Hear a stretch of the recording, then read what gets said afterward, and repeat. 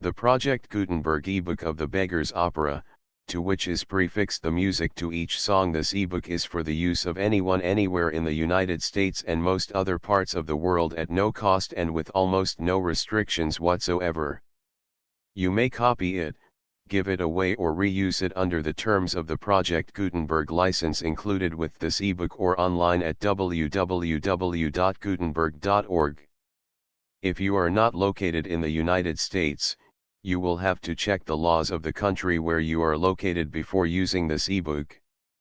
Title: The Beggar's Opera, to which is prefixed the music to each song. Author: John Gay. Editor: Claude Lovat. Fraser. Release date: April 13, 2008. Ebook number 25063. Language: English. Credits: produced by Louise Hope. Start of the Project Gutenberg ebook The Beggar's Opera, to which is prefixed the music to each song. This text uses UTF-8, Unicode, file encoding.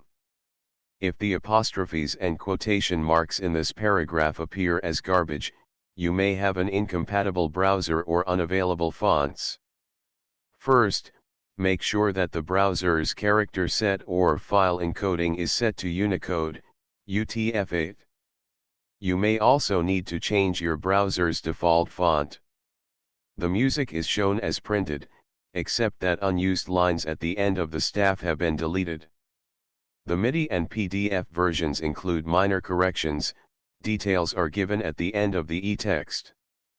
Handling of these files depends on your browser. They may open directly, or they may need to be downloaded and opened through a different application.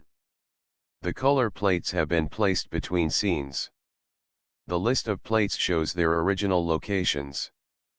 The Beggar's Opera title page. Text contents, list added by transcriber, list of plates. Claude Lovat. Fraser by John Drinkwater. Note on the scene and costumes. Cast of characters. Act I. Scene I, Peacham's house. Airs I, 18. Act 2. Scene I, a tavern near Newgate. Airs 19, XXIV. Scene 2, Newgate. Airs XXV, 38. Scene 3, the same air. 36. Act 3. Scene I, Newgate. Airs XL, XLII. Scene 2, a gaming house. Airs Slien. Scene 3, Peacham's Lock. Airs XLIV, XLV. Scene 4, Newgate. Airs XLVI, LVI. Scene V, the Condemned Hold. Airs LVII, LXI to JG and to GLF, without whom I should have been powerless. Do I dedicate my share in this book? CLF. Note the text here given is taken from the edition of 1765. The scenes have been renumbered in the modern method denoting actual changes of place or intervals of time. First published September 1921. New impression October 1921. List of the plates. I. The Beggar. Frontispiece 2. Mrs. Peacham to face. Page 6-3. Polly Peacham. 1804. Scene: a tavern near Newgate. 28 v. Captain Maciath. 46. Lucy Lockett. 56-7. Peacham. 78.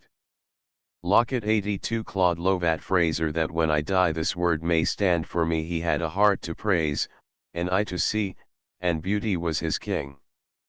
Dead at the age of 31 after a sudden operation, Claude Lovat. Fraser was as surely a victim of the war as though he had fallen in action. He was full of vigor for his work, but shell shock had left him with a heart that could not stand a strain of this kind, and all his own fine courage could not help the surgeons in a losing fight. We are not sorry for him. We learn that, not to be sorry for the dead, but for ourselves. This terror is always so fresh, so unexampled.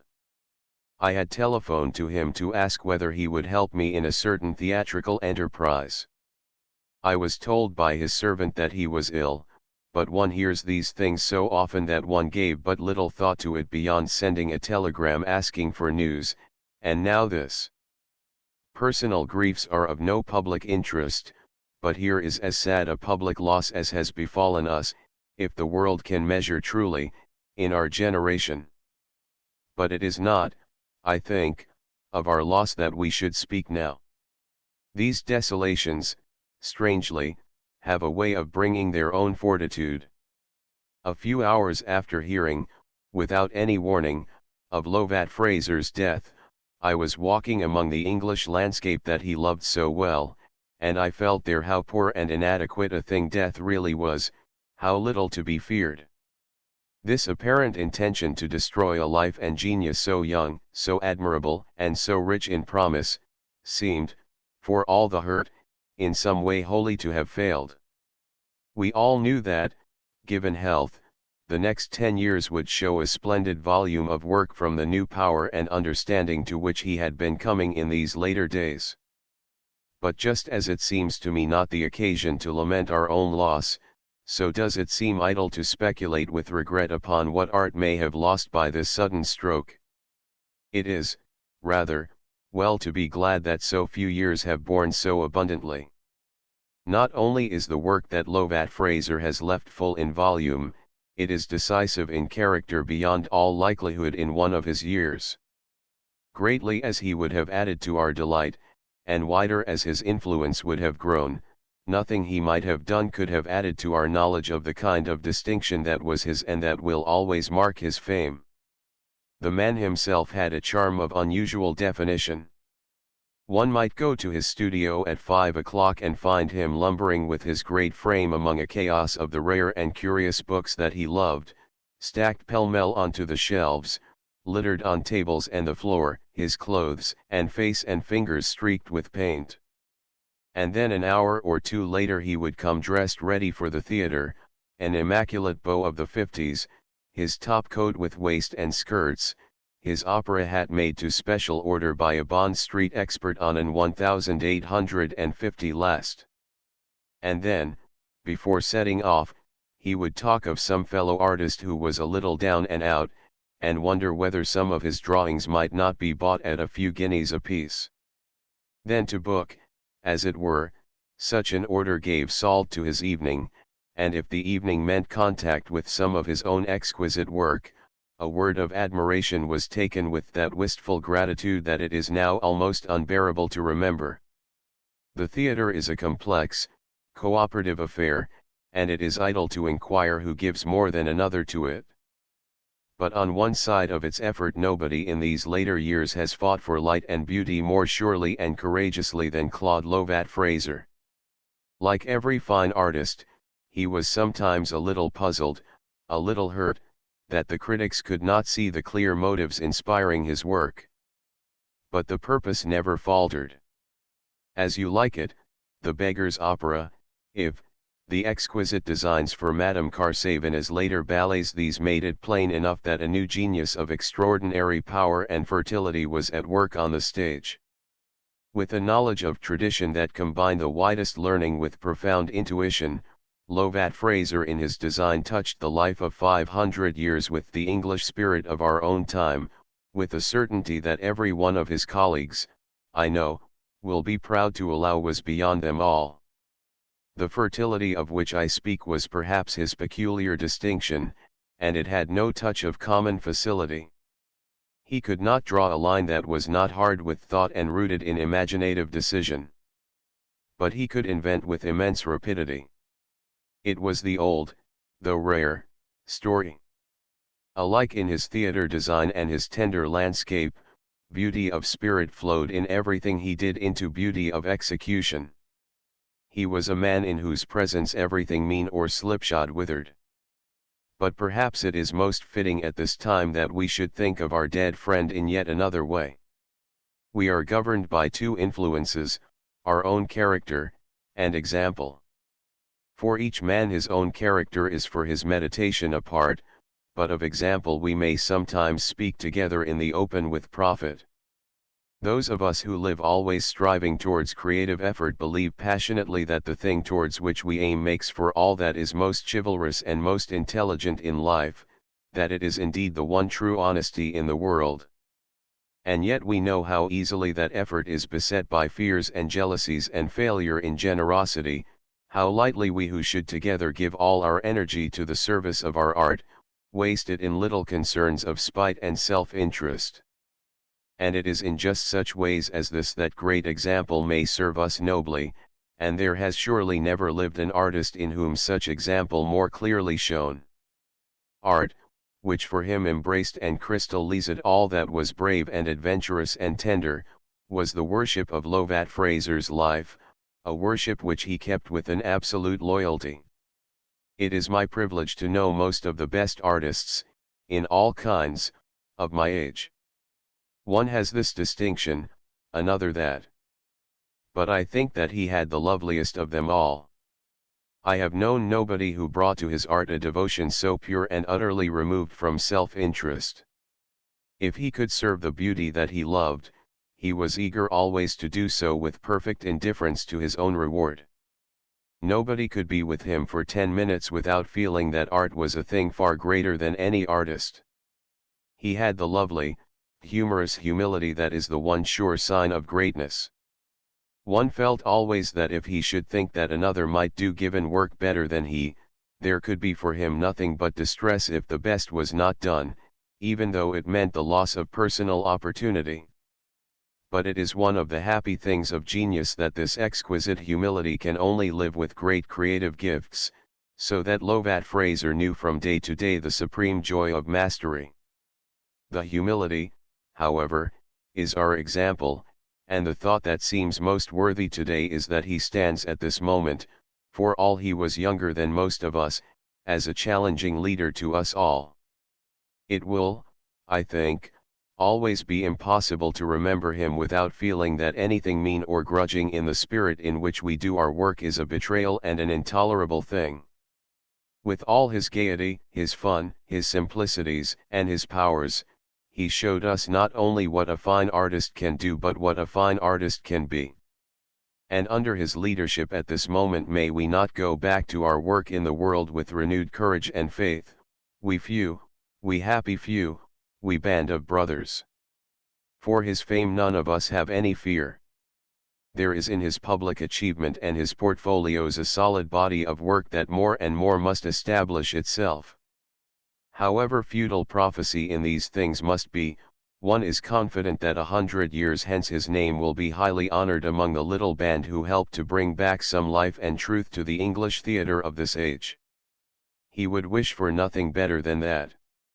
And idle though it is to ask what his death, at little more than youth, may mean in the way of loss to the art that he lived for, his friends know that as dear a life as any of our time has gone suddenly, inexplicably, taking with it the tenderest love of every one who knew him. And he leaves with us an example without any stain. John Drinkwater. London, Midsummer 1921.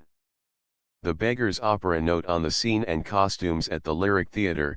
Hammersmith. Superficially, the task of staging the Beggar's Opera was one of supreme ease.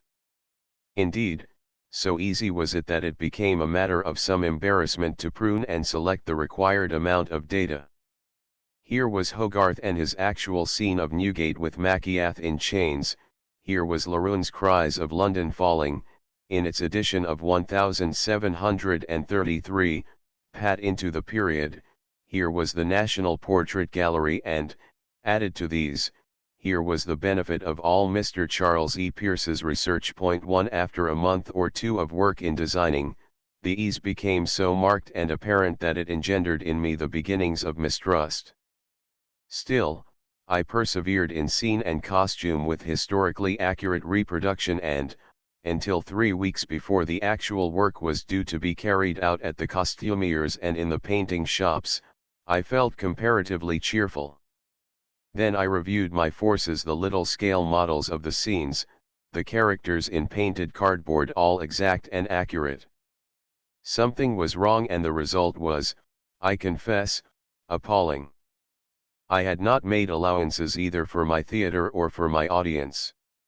I had forgotten that it required a spacious Georgian theatre, the intimacy of the side boxes, the great personages sitting on the stage.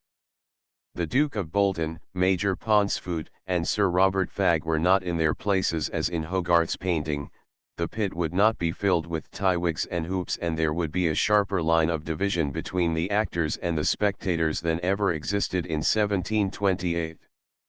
Something else had to be done. As reproduction was a failure, one would try to give an impression of the same thing. Impressionism proved even worse than accuracy.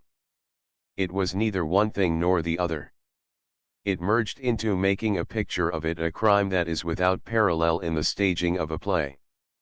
To make a pretty picture at the expense of drama is merely to pander to the voracity of the costumier and scene painter. What was then to be done? Added to all these objections was the important fact that I had designed scenes that would have seriously hampered the resources at Hammersmith. The theatre would have required more space for storage than could possibly have been given, and, in addition, an army of stage hands would be wanted for whom there was not in this little theatre the accommodation. The solution was, of course, to forget one's past work, to scrap the models, and to start feverishly afresh. The only method left untried was the symbolic. That is to say, to hint at the 18th century and to suggest that through the doors on the stage existed the London of 1728. The scene demanded to be simple and one which, with slight modifications in doors and windows, remained before the audience for the whole action of the play. It was, therefore, to be a scene of which people did not easily tire and that remained interesting, unobtrusive, and formally neat. To find such a scene it is necessary to refer back to days when the comic and the tragic scenes were architectural and permanent. This I did, and, taking Palladio's magnificent scene at Vicenza, by a shameless process of reductio ad absurdum, evolved the scene that is now in use at Hammersmith. Palladio and Gay have much to forgive.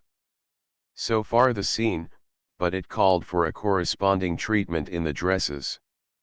In the Beggar's opera no one is in the height of fashion.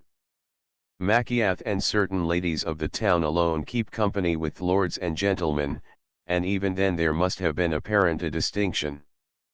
Machiath is unaltered. Here it was essential to keep to tradition.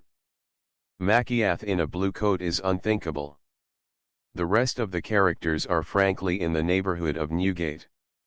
The clothes of Peacham and Lockett would be as equally unfashionable and just as possible 30 years before as 30 years after 1728, whilst the footpads are clad in whatever Georgian rags that happen to come their way.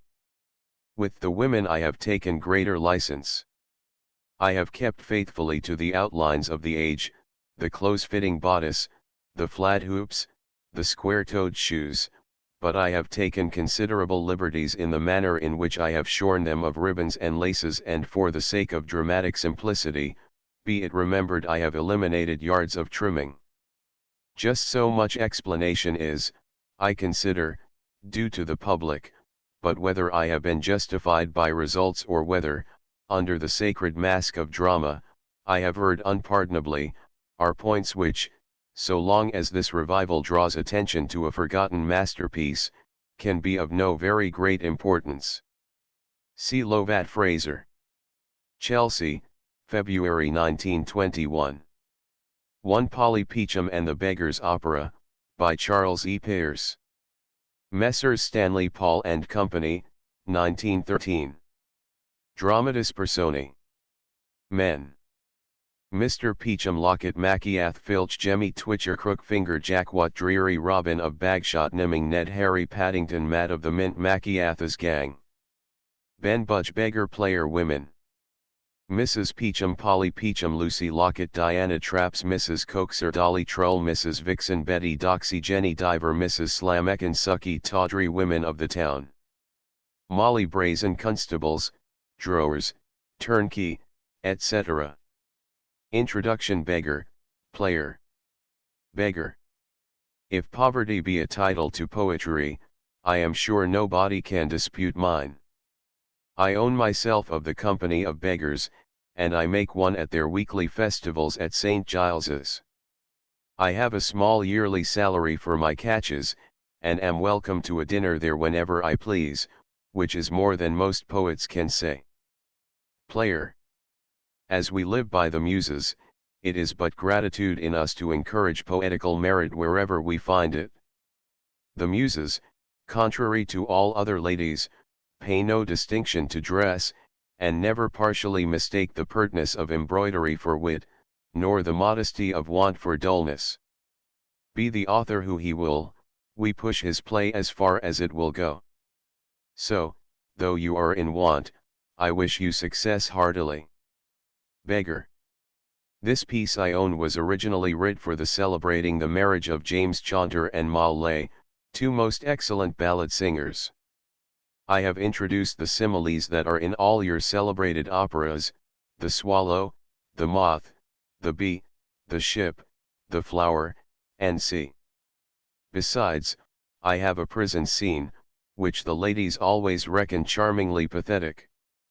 As to the parts, I have observed such a nice impartiality to our two ladies, that it is impossible for either of them to take offence.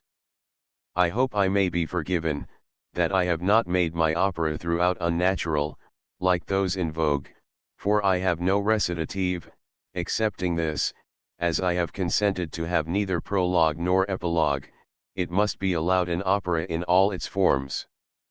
The piece indeed hath been heretofore frequently represented by ourselves in our great room at St. Giles's, so that I cannot too often acknowledge your charity in bringing it now on the stage.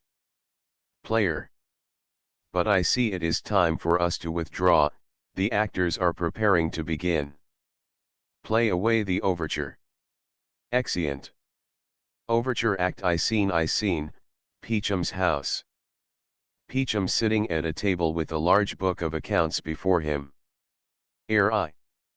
An old woman clothed in grey, and C. Midi PDF through all the employments of life each neighbor abuses his brother, whore and rogue they call husband and wife, all professions berogue one another, the priest calls the lawyer a cheat, the lawyer beknaves the divine, and the statesman, because he's so great, thinks his trade as honest as mine. A lawyer is an honest employment, so is mine. Like me too he acts in a double capacity, both against rogues and for 'tis but fitting that we should protect and encourage cheats, since we live by them. Enter Filch. Filch. Sir, Black Moll hath sent word her trial comes on in the afternoon, and she hopes you will order matters so as to bring her off. Peacham. As the wench is very active and industrious, you may satisfy her that I'll soften the evidence. Filch. Tom Gag, sir, is found guilty. Peacham. A lazy dog. When I took him the time before, I told him what he would come to if he did not mend his hand. This is death without reprieve. I may venture to book him rights. For Tom Gag, £40. Let Betty Sly know that I'll save her from transportation, for I can get more by her staying in England. Filch. Betty hath brought more goods into our lock to year than any 5 of the gang, and in truth, 'tis a pity to lose so good a customer. Peacham. If none of the gang take her off, she may, in the common course of business, live a 12-month longer. I love to let women scape. A good sportsman always lets the hen partridges fly, because the breed of the game depends upon them. Besides, here the law allows us no reward, there is nothing to be got by the death of women except our wives. Filch. Without dispute, she is a fine woman. 'Twas to her I was obliged for my education, and, to say a bold word, she hath trained up more young fellows to the business than the gaming table. Peacham.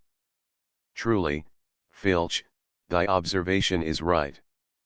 We and the surgeons are more beholden to women than all the professions besides. Heir 2. The bonny grey wide morn, and C. Midi PDF Filch. 'Tis woman that seduces all mankind, by her we first were taught the wheedling arts, her very eyes can cheat, when most she's kind, she tricks us of our money with our hearts. For her, like wolves by night we roam for prey, and practice every fraud to bribe her charms, for suits of love, like law, are won by pay, and beauty must be feed into our arms. Peacham. But make haste to Newgate, boy, and let my friends know what I intend, for I love to make them easy one way or other. Filch. When a gentleman is long kept in suspense, penitence may break his spirit ever after. Besides, certainty gives a man a good air upon his trial, and makes him risk another without fear or scruple. But I'll away, for 'tis a pleasure to be the messenger of comfort to friends in affliction. Exit Filch. Peachum. But 'tis now high time to look about me for a decent execution against next sessions. I hate a lazy rogue, by whom one can get nothing till he is hanged. A register of the gang, reading. Crook-fingered Jack. A year and a half in the service, let me see how much the stock owes to his industry. 1, 2, 3, 4, 5 gold watches, and 7 silver ones. A mighty clean-handed fellow. 16 snuff boxes, 5 of them of true gold. 6 dozen of handkerchiefs, 4 silver-hilt swords, half a dozen of shirts, 3 tie periwigs, and a piece of broadcloth. Considering these are only the fruits of his leisure hours, I don't know a prettier fellow, for no man alive hath a more engaging presence of mind upon the road. What Dreary, alias Brown Will, an irregular dog, who hath an underhand way of disposing of his goods. I'll try him only for a sessions or 2 longer upon his good behavior. Harry Paddington, a poor petty larceny rascal, without the least genius, that fellow, though he were to live these 6 months, will never come to the gallows with any credit. Slippery Sam, he goes off the next sessions, for the villain hath the impudence to have views of following his trade as a tailor, which he calls an honest employment. Matt of the Mint, listed not above a month ago, a promising sturdy fellow, and diligent in his way, somewhat too bold and hasty, and may raise good contributions on the public, if he does not cut himself short by murder. Tom Tipple, a guzzling soaking sot, who is always too drunk to stand himself, or to make others stand. A cart is absolutely necessary for him. Robin of Bagshot, alias Gorgon, alias Bluff Bob, alias Carbuncle, alias Bob Booty. Enter Mrs. Peachum. Mrs. Peachum. What of Bob Booty, husband? I hope nothing bad hath betided him. You know, my dear, he's a favorite customer of mine. 'Twas he made me a present of this ring. Peachum. I have set his name down in the black list, that's all, my dear. He spends his life among women, and as soon as his money is gone, one or other of the ladies will hang him for the reward, and there's £40 lost to us forever. Mrs. Peachum. You know, my dear, I never meddle in matters of death, I always leave those affairs to you. Women indeed are bitter bad judges in these cases, for they are so partial to the brave that they think every man handsome who is going to the camp or the gallows. Air 3. Cold and raw, and see MIDI PDF. If any wench Venus's girdle wear, though she be never so ugly, lilies and roses will quickly appear, and her face look wand rouse smugly. Beneath the left ear so fit but a cord, a rope so charming as own is. The youth in his cart hath the air of a lord, and we cry, there dies an Adonis. But really, husband, you should not be too hard-hearted, for you never had a finer, braver set of men than at present. We have not had a murder among them all, these 7 months. And truly, my dear, that is a great blessing. Peachum. What a dickens is the woman always a-whimpering about murder for? No gentleman is ever looked upon the worse for killing a man in his own defense, and if business cannot be carried on without it, what would you have a gentleman do? Mrs. Peachum. If I am in the wrong, my dear, you must excuse me, for nobody can help the frailty of an over-scrupulous conscience. Peachum. Murder is as fashionable a crime as a man can be guilty of. How many fine gentlemen have we in Newgate every year, purely upon that article. If they have wherewithal to persuade the jury to bring it in manslaughter, what are they the worse for it? So, my dear, have done upon this subject. Was Captain Maciath here this morning, for the banknotes he left with you last week? Mrs. Peacham. Yes, my dear, and though the bank hath stopped payment, he was so cheerful and so agreeable. Sure there is not a finer gentleman upon the road than the captain.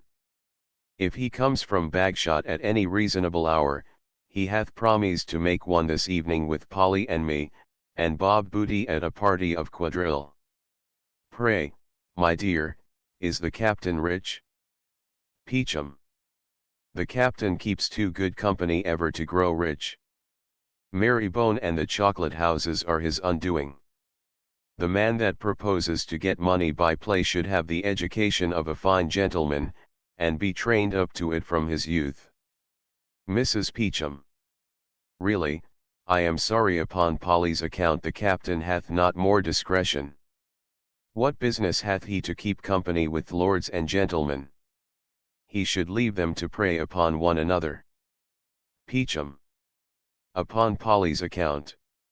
What, a plague, does the woman mean, upon Polly's account? Mrs. Peacham. Captain Maciath is very fond of the girl. Peacham. And what then? Mrs. Peacham. If I have any skill in the ways of women, I am sure Polly thinks him a very pretty man. Peacham. And what then? You would not be so mad to have the wench marry him. Gamesters and highwaymen are generally very good to their whores, but they are very devils to their wives. Mrs. Peacham. But if Polly should be in love, how should we help her, or how can she help herself? Poor girl, I am in the utmost concern about her. Therefore, why is your faithful slave disdained? And see midi pdf if love the virgin's heart invade, how, like a moth, the simple maid still plays about the flame. If soon she be not made a wife, her honors singed, and then for life, she's what I dare not name. Peacham. Look ye, wife. A handsome wench in our way of business is as profitable as at the bar of a Temple coffee house, who looks upon it as her livelihood to grant every liberty but one. You see I would indulge the girl as far as prudently we can. In anything, but marriage. After that, my dear, how shall we be safe? Are we not then in her husband's power? For a husband hath the absolute power over all a wife's secrets but her own. If the girl had the discretion of a court lady, who can have a dozen young fellows at her ear without complying with one, I should not matter it, but Polly is tinder, and a spark will at once set her on a flame. Married. If the wench does not know her own profit, sure she knows her own pleasure better than to make herself a property. My daughter to me should be, like a court lady to a minister of state, a key to the whole gang. Married. If the affair is not already done, I'll terrify her from it, by the example of our neighbors. Mrs. Peacham. Mayhap, my dear, you may injure the girl. She loves to imitate the fine ladies, and she may only allow the captain liberties in the view of interest. Peacham. But 'tis your duty, my dear, to warn the girl against her ruin, and to instruct her how to make the most of her beauty. I'll go to her this moment, and sift her. In the meantime, wife, rip out the coronets and marks of these dozen of cambric handkerchiefs, for I can dispose of them this afternoon to a chap in the city. Exit Peacham. Mrs. Peacham. Never was a man more out of the way in an argument than my husband. Why must our Polly, forsooth, differ from her sex, and love only her husband? And why must Polly's marriage, contrary to all observations, make her the less followed by other men? All men are thieves in love, and like a woman the better for being another's property. R.V.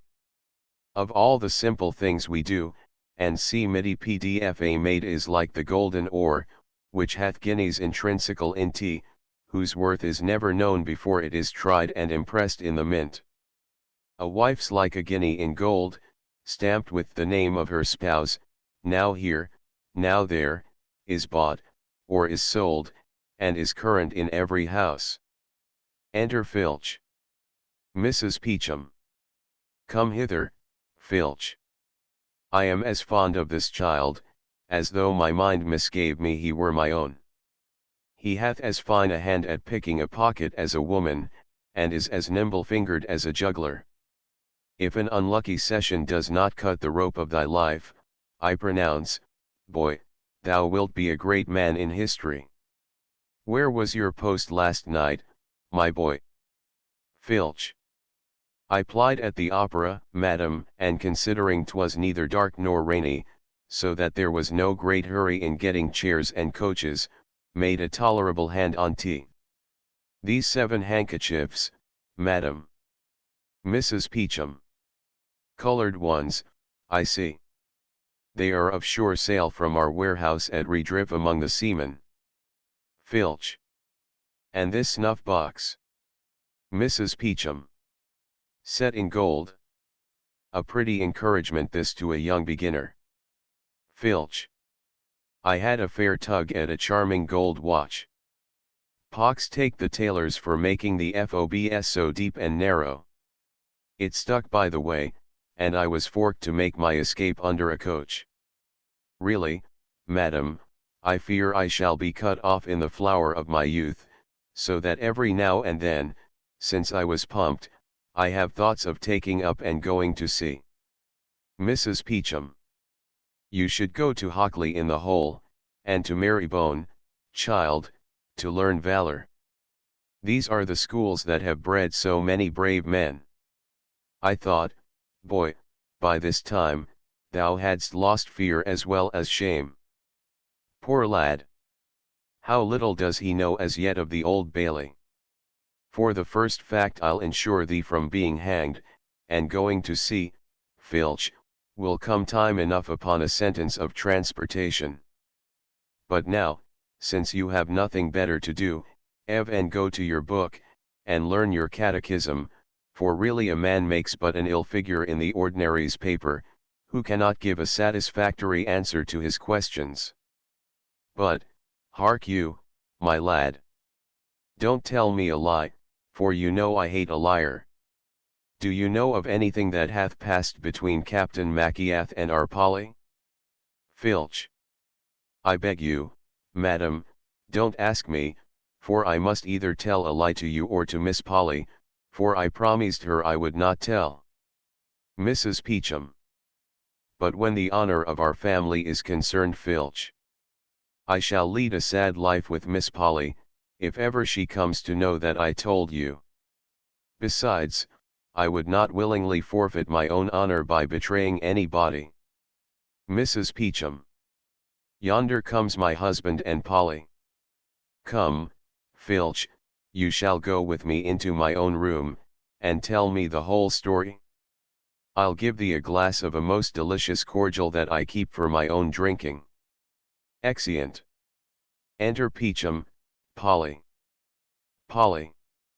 I know as well as any of the fine ladies how to make the most of myself and of my man too. A woman knows how to be mercenary, though she hath never been in a court or at an assembly. We have it in our natures, Papa. If I allow Captain Maciath some trifling liberties, I have this watch and other visible marks of his favor to shew for it. A girl who cannot grant some things, and refuse what is most material, will make but a poor hand of her beauty, and soon be thrown upon the common. Air 6.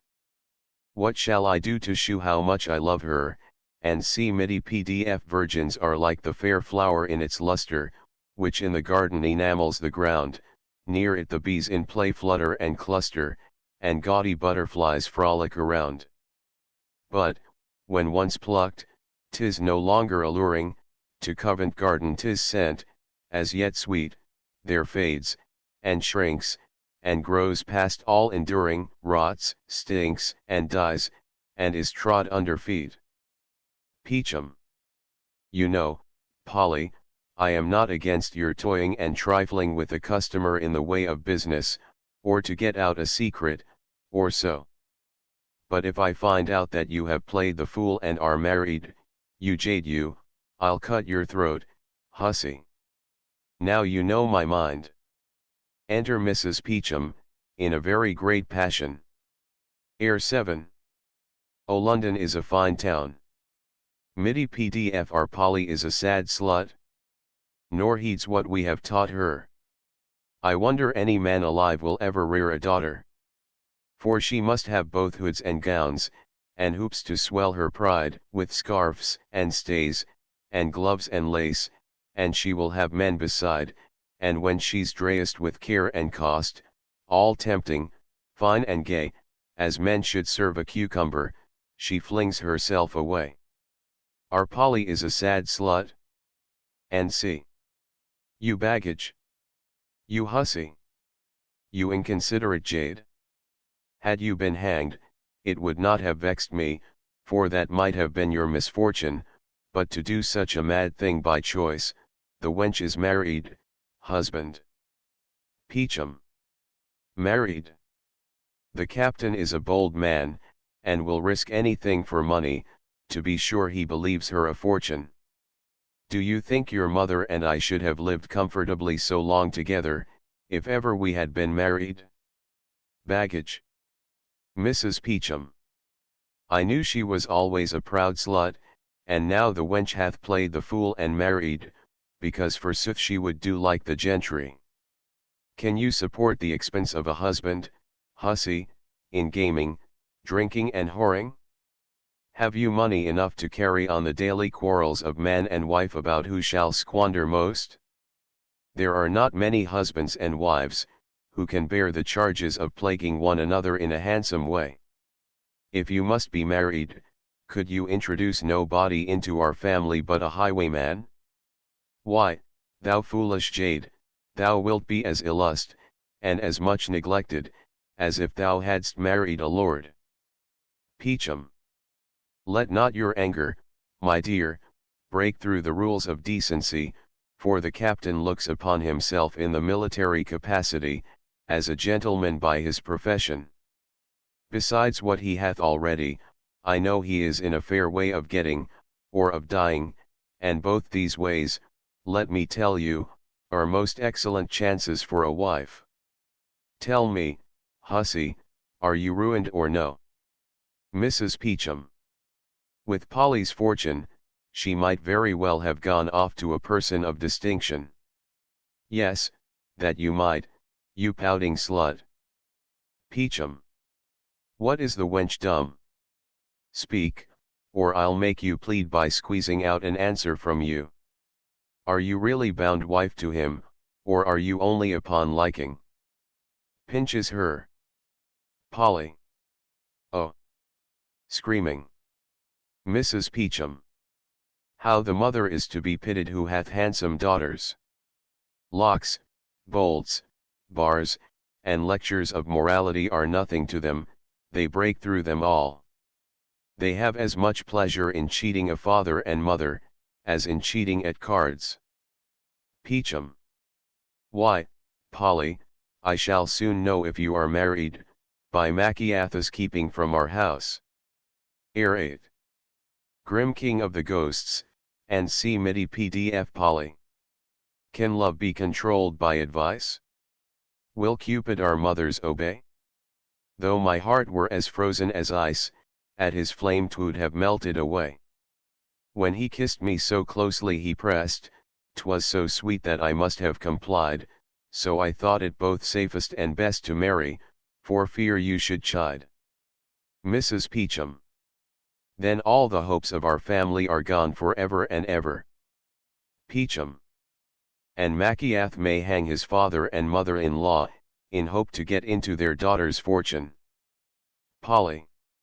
I did not marry him, as 'tis the fashion, coolly and deliberately for honor or money. But, I love him. Mrs. Peachum. Love him. Worse and worse. I thought the girl had been better bred. Oh husband, husband. Her folly makes me mad. My head swims. I'm distracted. I can't support myself. Oh. Faints. Peachum. See, wench, to what a condition you have reduced your poor mother. A glass of cordial, this instant. How the poor woman takes it to heart.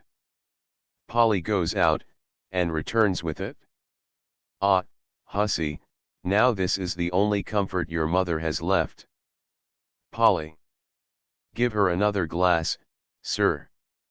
My mamma drinks double the quantity whenever she is out of order. This, you see, fetches her. Mrs. Peachum. The girl shews such a readiness, and so much concern, that I could almost find in my heart to forgive her. Air 9. O Jenny, where hast thou been? Midi PDF. O Polly, you might have toyed and kissed. By keeping men off, you keep them on. Polly.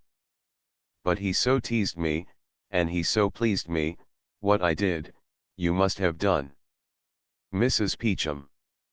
Not with a highwayman, you sorry slut. Peachum. A word with you, wife. 'Tis no new thing for a wench to take man without consent of parents. You know 'tis the frailty of women, my dear. Mrs. Peachum. Yes, indeed, the sex is frail. But the first time a woman is frail, she should be somewhat nice methinks, for then or never is the time to make her fortune. After that, she hath nothing to do but to guard herself from being found out, and she may do what she pleases. Peachum. Make yourself a little easy, I have a thought shall soon set all matters again to rights. Why so melancholy, Polly? Since what is done cannot be undone, we must all endeavor to make the best of it. Mrs. Peachum. Well, Polly, as far as one woman can forgive another, I forgive thee. Your father is too fond of you, hussy. Polly. Then all my sorrows are at an end. Mrs. Peachum. A mighty likely speech in troth, for a wench who is just married. Ere X Thomas, I cannot, and see Midi PDF. Polly. I, like a ship in storms, was tossed, yet afraid to put into land, for seized in the port the vessels lost, whose treasure is contraband. The waves are laid, my duties paid. O joy beyond expression! Thus, safe ashore, I ask no more, my all is in my possession. Peachum. I hear customers in t'other room, go, talk with them, Polly, but come to us again, as soon as they are gone. But, hark ye, child, if 'tis the gentleman who was here yesterday about the repeating watch, say, you believe we can't get intelligence of it till tomorrow. For I lent it to Sucky Straddle, to make a figure with it tonight at a tavern in Drury Lane. If t'other gentleman calls for the silver-hilt sword, you know Beetlebrow Jemmy hath it on, and he doth not come from Tunbridge till Tuesday night, so that it cannot be had till then. Exit Polly. Peachum. Dear wife, be a little pacified, don't let your passion run away with your senses. Polly, I grant you, hath done a rash thing. Mrs. Peachum. If she had only an intrigue with the fellow, why the very best families have excused and huddled up a frailty of that sort. 'Tis marriage, husband, that makes it a blemish. Peachum.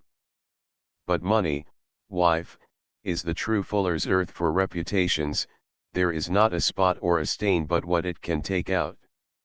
A rich rogue nowadays is fit company for any gentleman, and the world, my dear, hath not such a contempt for roguery as you imagine.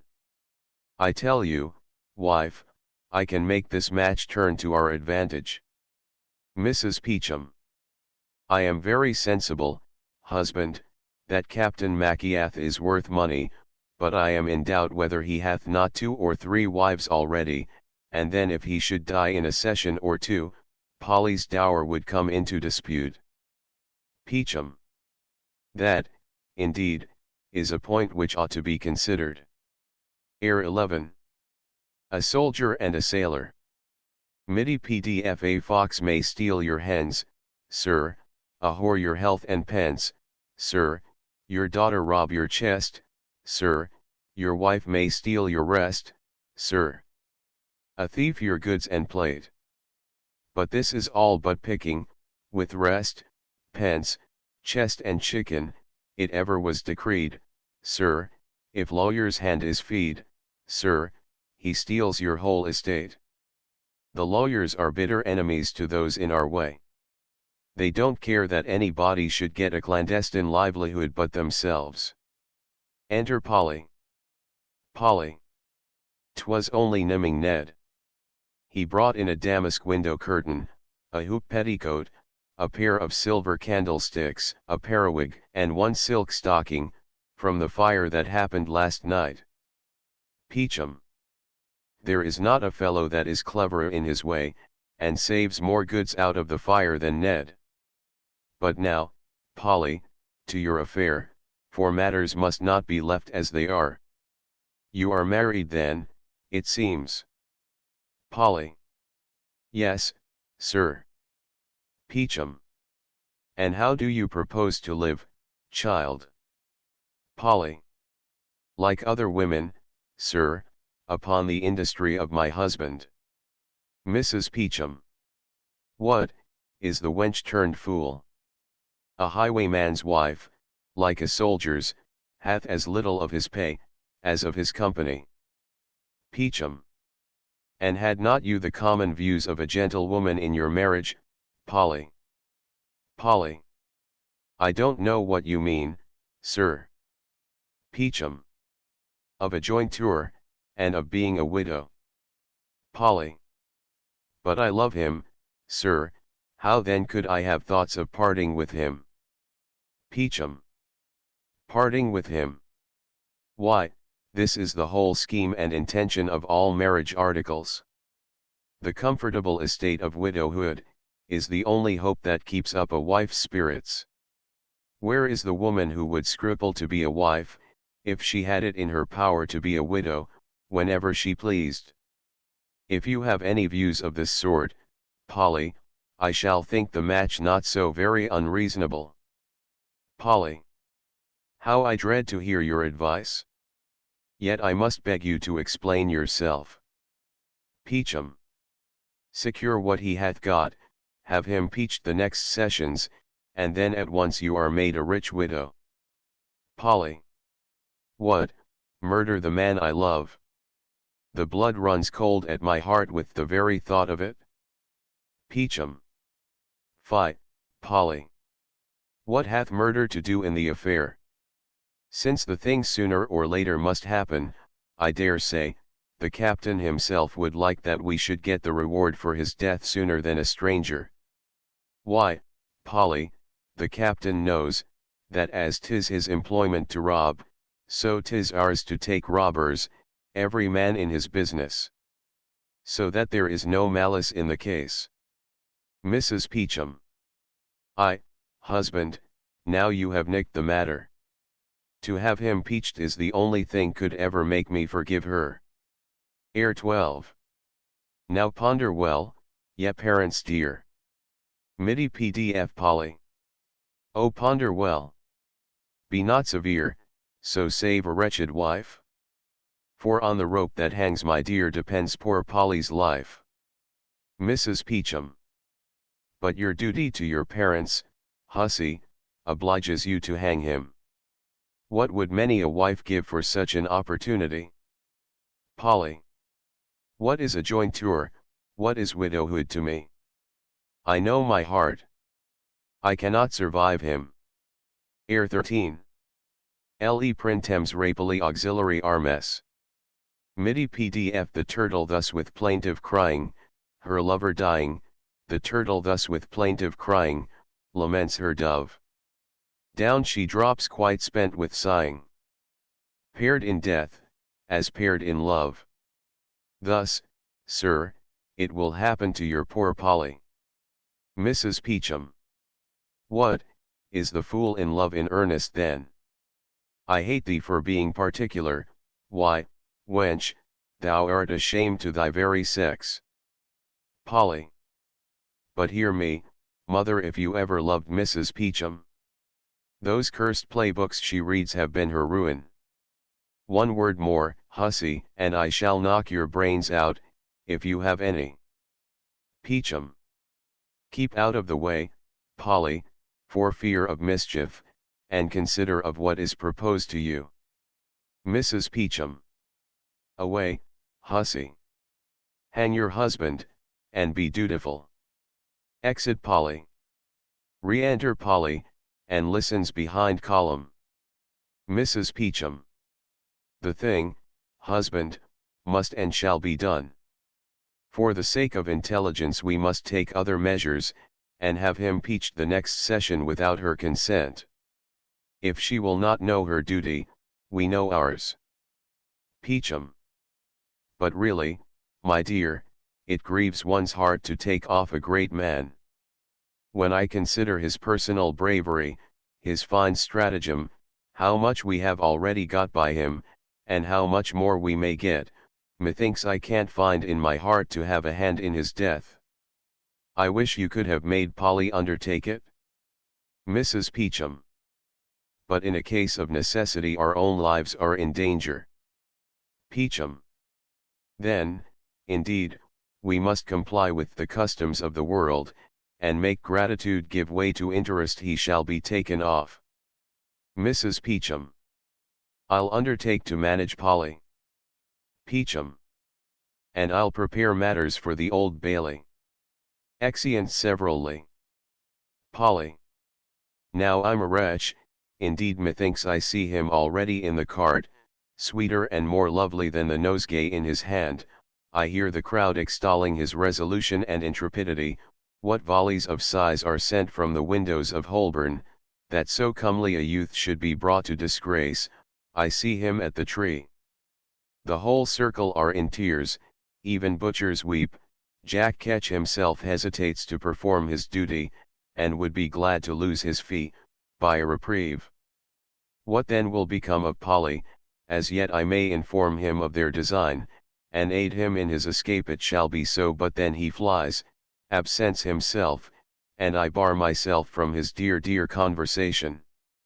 That too will distract me if he keep out of the way. My papa and mamma may in time relent, and we may be happy if he stays. He is hanged, and then he is lost forever. He intended to lie concealed in my room, till the dusk of the evening. If they are abroad I'll this instant let him out, lest some accident should prevent him. Exit, and returns with Machiath. Machiath. Air 14. Pretty parrot, say midi PDF Machiath. Pretty Polly, say, when I was away, did your fancy never stray to some newer lover? Polly. Without disguise, heaving sighs, doting eyes, my constant heart discover. Fondly let me loll. Machiath. Oh pretty Pole.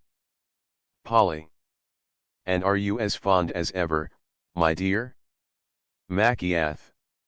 Suspect my honor, my courage, suspect anything but my love. May my pistols misfire, and my mare slip her shoulder while I am pursued, if I ever forsake thee. Polly.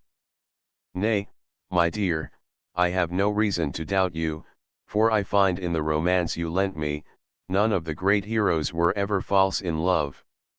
Air 15. Pray, fair one, be kind midi PDF Machiath. My heart was so free, it roved like the bee, till Polly my passion requited. I sipped each flower, I changed every hour, but here every flower is united. Polly. Were you sentenced to transportation, sure, my dear, you could not leave me behind you, could you? Machiath. Is there any power, any force that could tear me from thee? You might sooner tear a pension out of the hands of a courtier, a fee from a lawyer, a pretty woman from a looking-glass, or any woman from quadrille, but to tear me from thee is impossible. Air 16. Over the hills and far away. Midi PDF were I laid on Greenland's coast, and in my arms embracked my lass, warm amidst eternal frost, too soon the half-year's night would pass. Polly. Were I sold on Indian soil, soon as the burning day was clost, I could mock the sultry toil when on my charmer's breast reposed. Machiath. And I would love you all the day, Polly. Every night would kiss and play, Machiath. If with me you'd fondly stray, Polly. Over the hills and far away. Polly. Yes, I would go with thee. But oh, how shall I speak it? I must be torn from thee. We must part. Machiath. How? Part. Polly. We must, my papa and mamma are set against thy life. They now, even now are in search after thee. They are preparing evidence against thee. Thy life depends upon a moment. Air 17. Gin thou wert mine on thing midi PDF, oh what pain it is to part. Can I leave thee, can I leave thee? Oh what pain it is to part. Can thy Polly ever leave thee? But lest death my love should thwart, and bring thee to the fatal cart, thus I tear thee from my bleeding heart. Fly hence, and let me leave thee. One kiss and then one kiss, be gone, farewell. Machiath. My hand, my heart, my dear, is so riveted to thine, that I cannot unloose my hold. Polly. But my papa may intercept thee, and then I should lose the very glimmering of hope. A few weeks, perhaps, may reconcile us all. Shall thy Polly hear from thee? Machiath. Must I then go? Polly. And will not absence change your love? Machiath. If you doubt it, let me stay and be hanged. Polly. Oh how I fear! How I tremble! Go but when safety will give you leave, you will be sure to see me again, for till then Polly is wretched. Air 18. Oh the broom, and see midi PDF Machiath. The miser thus a shilling sees, which he's obliged to pay, with sighs resigns it by degrees, and fears 'tis gone for aye. Parting, and looking back at each other with fondness, he at one door, she at the other. Polly. The boy, thus, when his sparrow's flown, the bird in silence eyes, but soon as out of sight 'tis gone, whines, whimpers, sobs, and cries. Act 2. Scene I. A tavern near Newgate. Jemmy Twitcher, Crook-finger Jack, What Dreary, Robin of Bagshot, Nimming Ned, Henry Paddington, Matt of the Mint, Ben Budge, and the rest of the gang, at the table, with wine, brandy, and tobacco. Ben. But Prithee, Matt, what is become of thy brother Tom? I have not seen him since my return from transportation. Matt. Poor brother Tom had an accident this time 12-month, and so clever a made fellow he was, that I could not save him from those fleeing rascals the surgeons, and now, poor man, he is among the Otimus at Surgeons' Hall. Ben. So it seems, his time was come. Jemmy. But the present time is ours, and no body alive hath more. Why are the laws levelled at us? Are we more dishonest than the rest of mankind? What we win, gentlemen, is our own by the law of arms, and the right of conquest. Crook. Where shall we find such another set of practical philosophers, who to a man are above the fear of death? What? Sound men, and true. Robin. Of tried courage, and indefatigable industry. Ned. Who is there here that would not die for his friend? Harry. Who is there here that would betray him for his interest? Matt. Shew me a gang of courtiers that can say as much. Ben.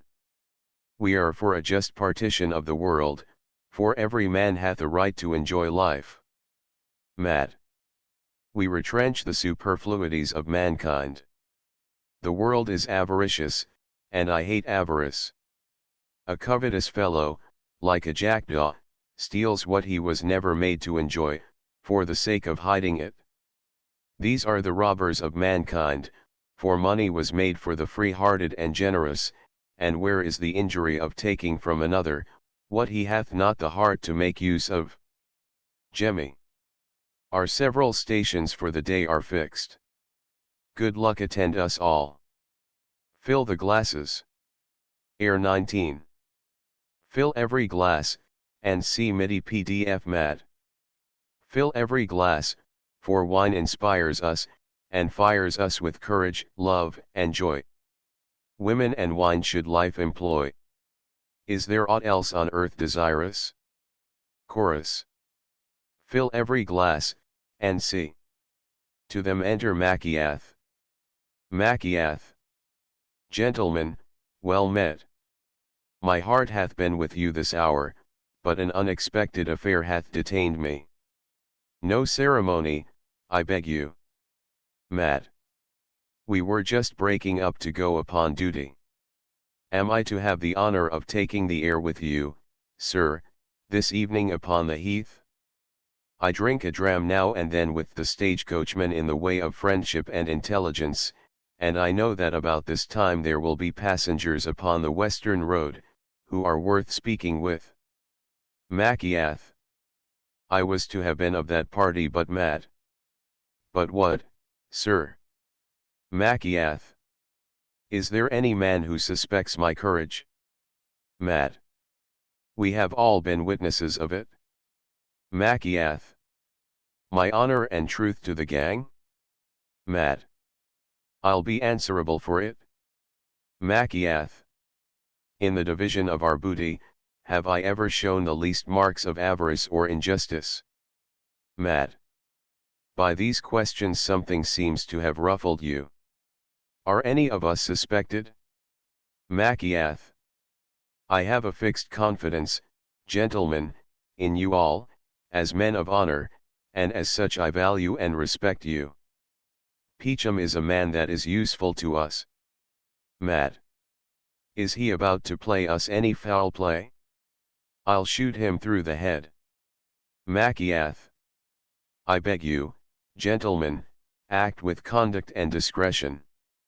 A pistol is your last resort. Matt. He knows nothing of this meeting. Machiath. Business cannot go on without him. He is a man who knows the world, and is a necessary agent to us. We have had a slight difference, and till it is accommodated I shall be obliged to keep out of his way. Any private dispute of mine shall be of no ill consequence to my friends. You must continue to act under his direction, for the moment we break loose from him, our gang is ruined. Matt. As a bawd to a whore, I grant you, he is to us of great convenience. Machiath. Make him believe I have quitted the gang, which I can never do but with life. At our private quarters I will continue to meet you. A week or so will probably reconcile us. Matt. Your instructions shall be observed. 'Tis now high time for us to repair to our several duties, so till the evening at our quarters in Moorfields we bid you farewell. Machiath. I shall wish myself with you. Success attend you. Sits down melancholy at the table. Air XX. March in Ronaldo with drums and trumpets. MIDI PDF Matt. Let us take the road. Hark! I hear the sound of coaches. The hour of attack approaches, to your arms, brave boys, and load. See the ball I hold. Let the chemists toil like asses, our fire their fire surpasses, and turns all our lead to gold. The gang, ranged in the front of the stage, load their pistols, and stick them under their girdles, then go off singing the first part in chorus. Machiath. What a fool is a fond wench. Polly is most confoundedly bit I love the sex. And a man who loves money, might as well be contented with 1 guinea, as I with 1 woman. The town perhaps have been as much obliged to me, for recruiting it with free-hearted ladies, as to any recruiting officer in the army. If it were not for us, and the other gentlemen of the sword, Drury Lane would be uninhabited. Air XXI. Would you have a young virgin, and see MIDI PDF? If the heart of a man is depressed with cares, the mist is dispelled when a woman appears, like the notes of a fiddle, she sweetly, sweetly raises the spirits, and charms our ears. Roses and lilies her cheeks disclose, but her ripe lips are more sweet than those. Press her, caress her, with blisses, her kisses dissolve us in pleasure, and soft repose. I must have women. There is nothing unbends the mind like them. Money is not so strong a cordial for the time. Drawer, enter drawer. Is the porter gone for all the ladies according to my directions? Drawer. I expect him back every minute. But you know, sir, you sent him as far as Hockley in the hole for 3 of the ladies, for 1 in Vinegar Yard, and for the rest of them somewhere about Lunar's Lane. Sure some of them are below, for I hear the bar bell. As they come I will shew them up. Coming, coming. Enter Mrs. Coaxer, Dolly Trull, Mrs. Vixen, Betty Doxy, Jenny Diver, Mrs. Slamekin, Sucky Tawdry, and Molly Brazen. Machiath. Dear Mrs. Coaxer, you are welcome. You look charmingly today. I hope you don't want the repairs of quality, and lay on paint. Dolly Trull. Kiss me, you slut, are you as amorous as ever, hussy? You are always so taken up with stealing hearts, that you don't allow yourself time to steal anything else. Ah Dolly, thou wilt ever be a coquette. Mrs. Vixen, I'm yours. I always loved a woman of wit and spirit, they make charming mistresses, but plaguy wives. Betty Doxy. Come hither, hussy. Do you drink as hard as ever? You had better stick to good Woolesome beer, for in troth, Betty, strong waters will in time ruin your constitution. You should leave those to your betters. What? And my pretty Jenny Diver too. As prim and demure as ever. There is not any prude, though ever so high bred, hath a more sanctified look, with a more mischievous heart. Ah! Thou art a dear artful hypocrite. Mrs. Slamekin. As careless and genteel as ever. All you fine ladies, who know your own beauty, affect an undress. But see, here's Sucky Tawdry come to contradict what I was saying. Everything she gets one way she lays out upon her back. Why, Sucky, you must keep at least a dozen talisman. Molly Brazen. She kisses him. That's well done. I love a free-hearted wench. Thou hast a most agreeable assurance, girl, and art as willing as a turtle. But hark! I hear music. The harper is at the door. If music be the food of love, play on. Ere you seat yourselves, ladies, what think you of a dance? Come in. Enter harper. Play the French tune, that Mrs. Slamekin was so fond of.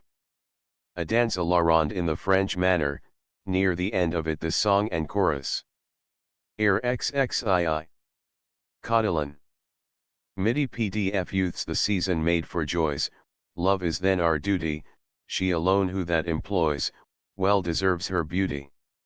Let's be gay, while we may, beauty's a flower, despised in decay. Youth's the season, and see. Let us drink and sport today, ours is not tomorrow. Love with youth flies swift away, age is not but sorrow.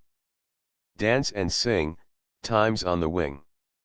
Life never knows the return of spring. Chorus. Let us drink, and see Mackiath. Now, pray ladies, take your places. Here fellow. Pays the harper. Bid the drower bring us more wine. Exit harper. If any of the ladies choose gin, I hope they will be so free to call for it. Jenny. You look as if you meant me. Wine is strong enough for me. Indeed, sir, I never drink strong waters, but when I have the colic. Mackiath. Just the excuse of the fine ladies. Why, a lady of quality is never without the colic. I hope, Mrs. Coaxer, you have had good success of late in your visits among the mercers. Mrs. Coaxer. We have so many interlopers, yet with industry, one may still have a little picking.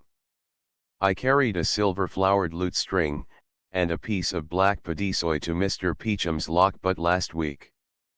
Mrs. Vixen. There's Molly Brazen hath the ogle of a rattlesnake. She revet the linen draper's eye so fast upon her, that he was nicked of 3 pieces of cambric before he could look off. Brazen. Oh dear madam, but sure nothing can come up to your handling of laces. And then you have such a sweet deluding tongue. To cheat a man is nothing, but the woman must have fine parts indeed who cheats a woman. Mrs. Vixen. Lace, madam, lies in a small compass, and is of easy conveyance. But you are apt, madam, to think too well of your friends. Mrs. Coaxer.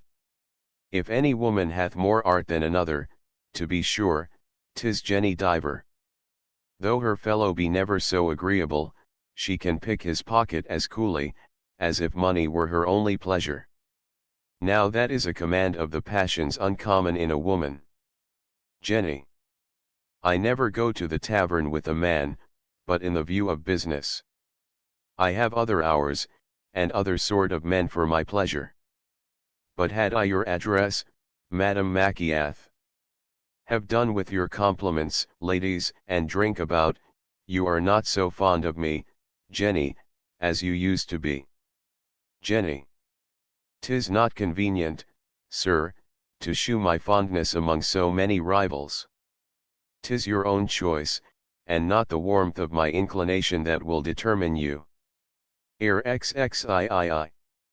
All in a misty morning, and see middy PDF before the barn door crowing, the cock by hens attended, his eyes around him throwing, stands for a while suspended. Then one he singles from the crew, and cheers the happy hen, with how do you do, and how do you do, and how do you do again. Mackiath. Ah Jenny. Thou art a dear slut. Jenny. A man of courage should never put anything to the risk but his life. These are the tools of a man of honor. Cards and dice are only fit for cowardly cheats, who prey upon their friends. She takes up his pistol. Tawdry takes up the other. Tawdry. This, sir, is fitter for your hand. Besides your loss of money, 'tis a loss to the ladies. Gaming takes you off from women. How fond could I be of you? But before company 'tis ill-bred. Mackiath. Wanton hussies. Jenny.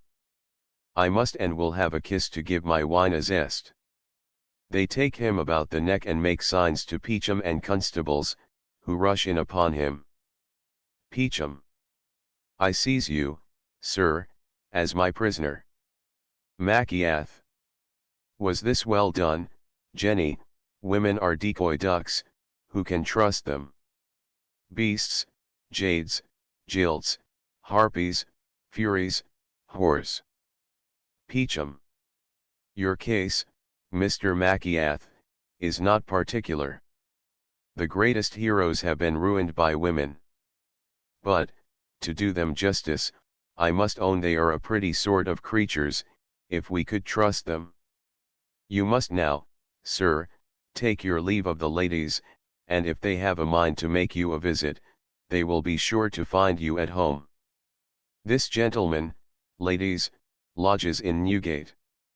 Constables, wait upon the captain to his lodgings. Air XXIV. When first I laid siege to my Chloris, and see midi PDF Machiath. At the tree I shall suffer with pleasure, at the tree I shall suffer with pleasure, let me go where I will, in all kinds of ill, I shall find no such furies as these are. Peachum. Ladies, I'll take care the reckoning shall be discharged. Exit Machiath, guarded with Peachum and constables. Mrs. Vixen. Look ye, Mrs. Jenny, though Mr. Peachum may have made a private bargain with you and Sucky Tawdry for betraying the captain, as we were all assisting, we ought all to share alike. Mrs. Coaxer. I think Mr. Peachum, after so long an acquaintance, might have trusted me as well as Jenny Diver. Mrs. Slamekin. I am sure at least 3 men of his hanging, and in a year's time too, if he did me justice, should be set down to my account. Troll. Mrs. Slamekin, that is not fair. For you know one of them was taken in bed with me. Jenny. As far as a bowl of punch or a treat, I believe Mrs. Sucky will join with me as for anything else, ladies, you cannot in conscience expect it. Mrs. Slamekin. Dear Madam Troll. I would not for the world, Mrs. Slamekin. 'Tis impossible for me, Troll. As I hope to be saved, Madam Mrs. Slamekin. Nay, then I must stay here all night, Troll. Since you command me. Exeunt with great ceremony. Scene 2. Newgate. Locket, turnkeys, Machiath, constables. Locket. Noble captain, you are welcome. You have not been a lodger of mine this year and half. You know the custom, sir. Garnish, captain, garnish.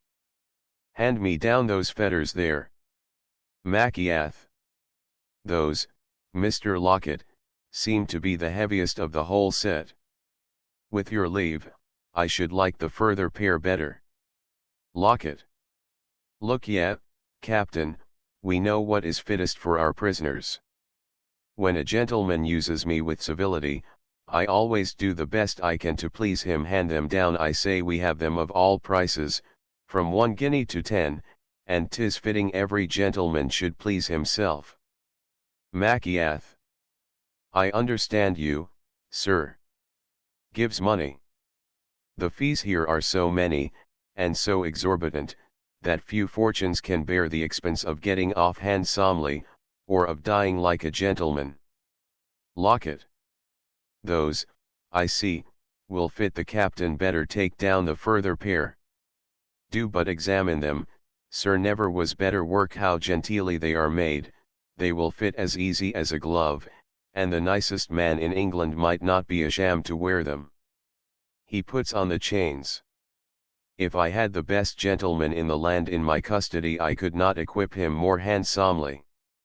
And so, sir, I now leave you to your private meditations. Exeunt, leaving Machiath solus. Machiath. Air XXV. Courtiers, courtiers, think it no harm, and see midi PDF man may escape from rope and gun. Nay, some have outlived the doctor's pill. Who takes a woman must be undone, that basilisk is sure to kill. The fly that sips treacle is lost in the sweets, so he that tastes woman, woman, woman, he that tastes woman, ruin meets. To what a woeful plight have I brought myself! Here must I, all day long, till I am hanged, be confined to hear the reproaches of a wench who lays her ruin at my door. I am in the custody of her father, and to be sure, if he knows of the matter, I shall have a fine time on tea betwixt this and my execution. But I promised the wench marriage. What signifies a promise to a woman? Does not man in marriage itself promise 100 things that he never means to perform? Do all we can, Women will believe us, for they look upon a promise as an excuse for following their own inclinations. But here comes Lucy, and I cannot get from her would I were deaf. Enter Lucy. Lucy. You base man, you, how can you look me in the face after what hath passed between us? See here, perfidious wretch, how I am forked to bear about the load of infamy you have laid upon me, O Machiath. Thou hast robbed me of my quiet, to see thee tortured would give me pleasure. Ere XXVI. A lovely lass to a friar came, and see midi pdf thus: when a good housewife sees a rat in her trap in the morning taken, with pleasure her heart goes pit-a-pat, in revenge for her loss of bacon. Then she throws him to the dog or cat, to be worried, crushed and shaken. Machiath. Have you no bowels, no tenderness, my dear Lucy, to see a husband in these circumstances? Lucy. A husband. Machiath. In every respect but the form, and that, my dear, may be said over us at any time. Friends should not insist upon ceremonies. From a man of honor, his word is as good as his bond. Lucy. 'Tis the pleasure of all you fine men to insult the women you have ruined. Ere XXVII. 'Twas when the sea was roaring, and see midi pdf how cruel are the traitors, who lie and swear in jest, to cheat unguarded creatures of virtue, fame, and rest. Whoever steals a shilling, through shame the guilt conceals, in love the perjured villain with boasts the theft reveals. Machiath. The very first opportunity, my dear, have but patience, you shall be my wife in whatever manner you please. Lucy. Insinuating monster. And so you think I know nothing of the affair of Miss Polly Peachum? I could tear thy eyes out. Machiath. Sure, Lucy, you can't be such a fool as to be jealous of Polly. Lucy. Are you not married to her, you brute, you? Machiath. Married. Very good. The wench gives it out only to vex thee, and to ruin me in thy good opinion. 'Tis true, I go to the house, I chat with the girl, I kiss her, I say 1,000 things to her, as all gentlemen do, that mean nothing, to divert myself, and now the silly jade hath said it about that I am married to her, to let me know what she would be at. Indeed, my dear Lucy, these violent passions may be of ill consequence to a woman in your condition. Lucy. Come, come, Captain, for all your assurance, you know that Miss Polly hath put it out of your power to do me the justice you promised me. Machiath. A jealous woman believes everything her passion suggests. To convince you of my sincerity, if we can find the ordinary, I shall have no scruples of making you my wife, and I know the consequence of having two at a time. Lucy. That you are only to be hanged, and so get rid of them both. Machiath. I am ready, my dear Lucy, to give you satisfaction if you think there is any in marriage. What can a man of honor say more? Lucy. So then, it seems, you are not married to Miss Polly. Machiath. You know, Lucy, the girl is prodigiously conceited. No man can say a civil thing to her, but, like other fine ladies, her vanity makes her think he's her own forever and ever. Ere XXVII. The sun had loosed his weary teams, and see midi pdf the first time at the looking glass the mother sets her daughter, the image strikes the smiling lass with self-love ever after, each time she looks, she, fonder grown, thinks every charm grows stronger. But alas, vain maid, all eyes but your own can see you are not younger. When women consider their own beauties, they are all alike unreasonable in their demands, for they expect their lovers should like them as long as they like themselves. Lucy. Yonder is my father. Perhaps this way we may light upon the ordinary, who shall try if you will be as good as your word, for I long to be made an honest woman. Exeunt. Enter Peachum and Locket with an account book. Locket. In this last affair, brother Peachum, we are agreed. You have consented to go halves in Machiath. Peachum. We shall never fall out about an execution, but as to that article, pray how stands our last year's account? Locket. If you will run your eye over it, you'll find 'tis fair and clearly stated. Peachum. This long arrear of the government is very hard upon us.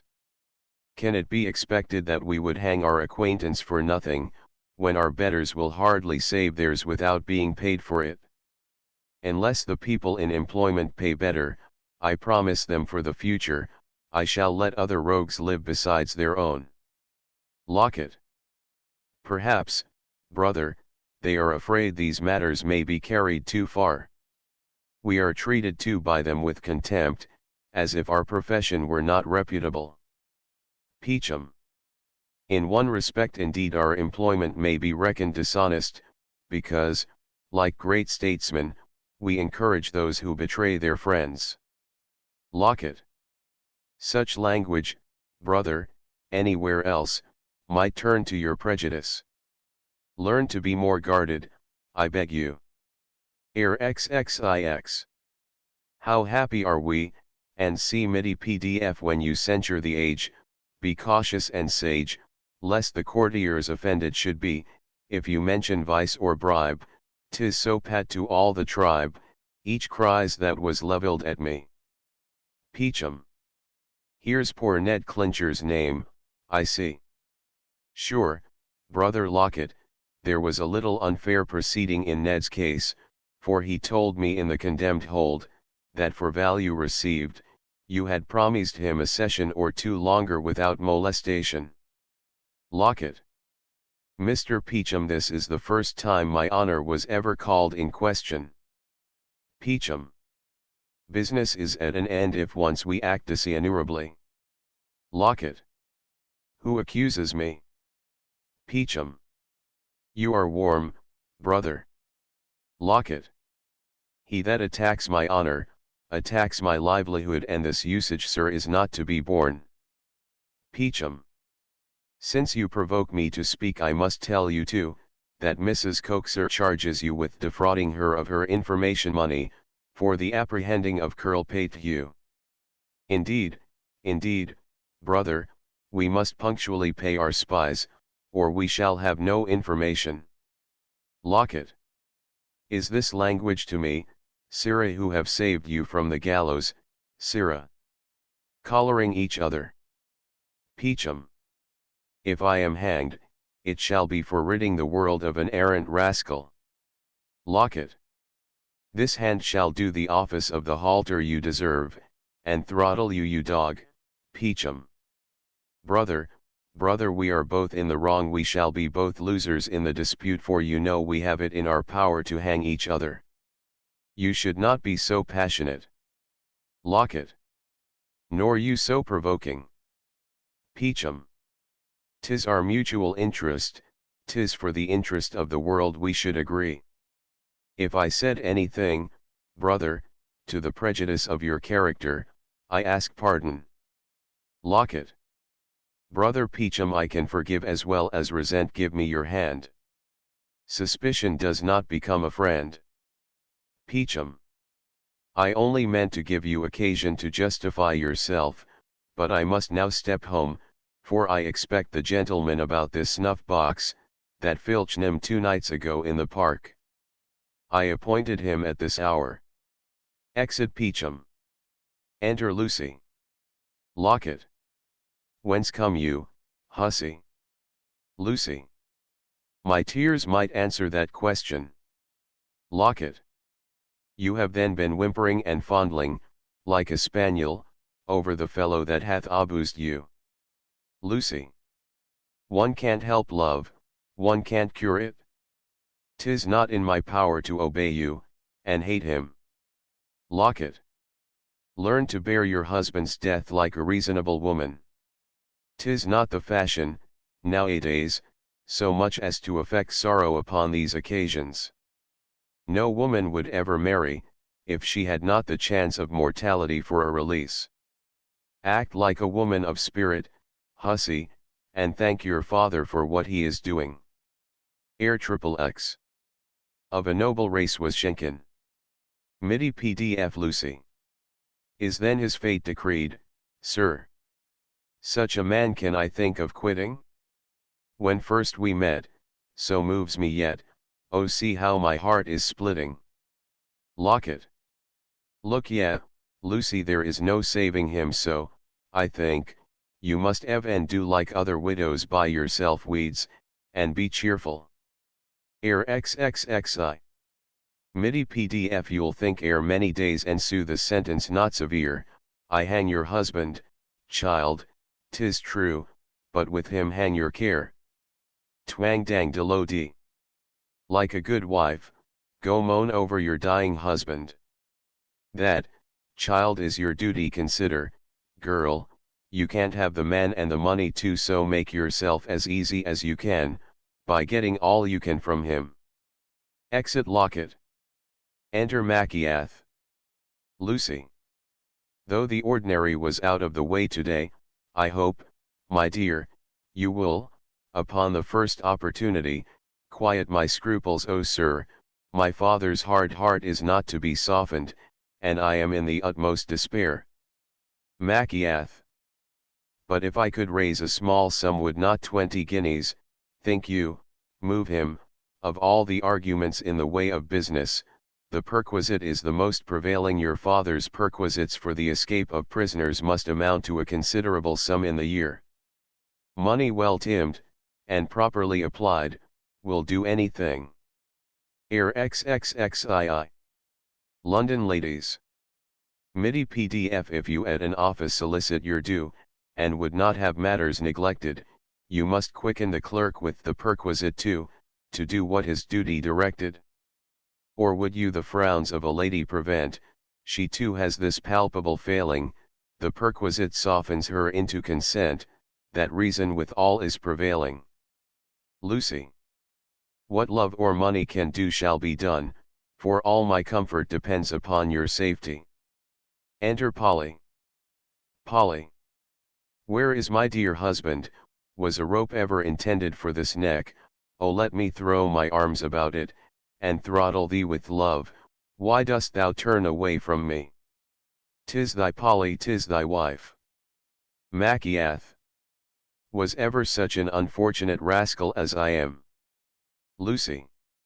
Was there ever such another villain? Polly. O Maciath. Was it for this we parted? Taken. Imprisoned. Tried. Hanged. Cruel reflection. I'll stay with thee till death, no force shall tear thy dear wife from thee. Now what means my love? Not one kind word. Not one kind look. Think what thy Polly suffers to see thee in this condition. Air XXXII. All in the Downs, and see MIDI PDF. Thus when the swallow seeking prey, within the sash is closely pent, his consort, with bemoaning lay, without sits pining for th event. Her chattering lovers all around her skim, she heeds them not, poor bird, her soul's with him. Maciath. Aside. I must disown her. Aloud. The wench is distracted. Lucy. Am I then bilked of my virtue? Can I have no reparation? Sure men were born to lie, and women to believe them. O villain! Villain! Polly. Am I not thy wife? Thy neglect of me, thy aversion to me too severely proves it. Look on me, tell me, am I not thy wife? Lucy. Perfidious wretch! Polly. Barbarous husband! Lucy. Hadst thou been hanged 5 months ago, I had been happy. Polly. And I too, if you had been kind to me till death, it would not have vexed me, and that's no very unreasonable request, though from a wife, to a man who hath not above 7 or 8 days to live. Lucy. Art thou then married to another? Hast thou two wives, monster? Machiath. If women's tongues can cease for an answer, hear me. Lucy. I won't, flesh and blood can't bear my usage. Polly. Shall I not claim my own? Justice bids me speak. Civ. Have you heard of a frolicsome ditty, and see MIDI PDF Machiath? How happy could I be with either, were other dear charmer away. But while you thus tease me together, to neither a word will I say, but told a roll, and see Polly. Sure, my dear, there ought to be some preference shown to a wife. At least she may claim the appearance of it. He must be distracted with his misfortunes, or he could not use me thus. Lucy. O villain, villain! Thou hast deceived me. I could even inform against thee with pleasure. Not a prude wishes more heartily to have facts against her intimate acquaintance, than I now wish to have facts against thee. I would have her satisfaction, and they should all out. XXXV. Irish Trot. MIDI PDF Polly. I am bubbled. Lucy. I am bubbled. I'm bubbled. Polly. Oh, how I am troubled. Lucy. Bamboozled, and bit. Polly. Bamboozled, and bit, my distresses are doubled. Lucy. When you come to the tree, should the hangman refuse, these fingers, with pleasure, could fasten the noose. Polly. I'm bubbled, and see Machiath. Be pacified, my dear Lucy, this is all a fetch of Polly's, to make me desperate with you in case I get off. If I am hanged, she would fain have the credit of being thought my widow. Really, Polly, this is no time for a dispute of this sort, for whenever you are talking of marriage, I am thinking of hanging. Polly. And hast thou the heart to persist in disowning me? Machiath. And hast thou the heart to persist in persuading me that I am married? Why, Polly, dost thou seek to aggravate my misfortunes? Lucy. Really, Miss Peachum, you but expose yourself. Besides, 'tis barbarous in you to worry a gentleman in his circumstances. 30. MIDI PDF Polly. Cease your funning, force or cunning never shall my heart trepan. All these sallies are but malice to seduce my constant man. 'Tis most certain, by their flirting women oft have envy shown. Pleased, to ruin others' wooing, never happy in their own. Polly. Decency, madam, methinks might teach you to behave yourself with some reserve with the husband, while his wife is present. Machiath. But seriously, Polly, this is carrying the joke a little too far. Lucy. If you are determined, madam, to raise a disturbance in the prison, I shall be obliged to send for the turnkey to shew you the door. I am sorry, madam, you force me to be so ill-bred. Polly. Give me leave to tell you, madam, these forward airs don't become you in the least, madam. And my duty, madam, obliges me to stay with my husband, madam. XXXVII. Good morrow, Gossip Joan. MIDI PDF Lucy. Why how now, Madam Flirt? If you thus must chatter, and are for flinging dirt, let's try who best can spatter, Madam Flirt. Polly. Why how now, saucy jade, sure the wench is tipsy. How can you see me made to him? The scoff of such a gypsy? Saucy jade. To her. Enter Peachum. Peachum. Where's my wench? A hussy. Hussy, come you home, you slut, and when your fellow is hanged, hang yourself, to make your family some amends. Polly. Dear, dear father, Do not tear me from him, I must speak, I have more to say to him. Oh, twist thy fetters about me, that he may not haul me from thee. Peachum. Sure all women are alike. If ever they commit the folly, they are sure to commit another by exposing themselves away. Not a word more, you are my prisoner, now, hussy. Air 38th. Irish Howl. MIDI PDF Polly. No power on earth can divide the knot that sacred love hath tied. When parents draw against our mind, the true love's knot they faster bind. Oh, oh Ray, oh Umbora, oh, and see holding Maciath, Peachum pulling her. Scene 3. The same. Lucy, Maciath. Maciath. I am naturally compassionate, wife, so that I could not use the wench as she deserved, which made you at first suspect there was something in what she said. Lucy. Indeed, my dear, I was strangely puzzled. Maciath. If that had been the case, her father would never have brought me into the circumstance. No, Lucy, I had rather die than be false to thee. Lucy. How happy am I, if you say this from your heart. For I love thee so, that I could sooner bear to see thee hanged than in the arms of another. Maciath. But couldst thou bear to see me hanged? Lucy. O Maciath, I can never live to see that day. Maciath.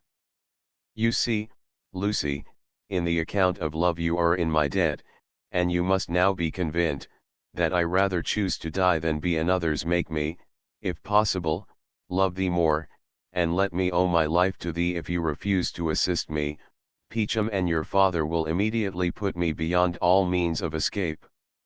Lucy. My father, I know, hath been drinking hard with the prisoners, and I fancy he is now taking his nap in his own room. If I can procure the keys, shall I go off with thee, my dear? Maciath. If we are together, 'twill be impossible to lie concealed. As soon as the search begins to be a little cool, I will send to thee. Till then my heart is thy prisoner. Lucy.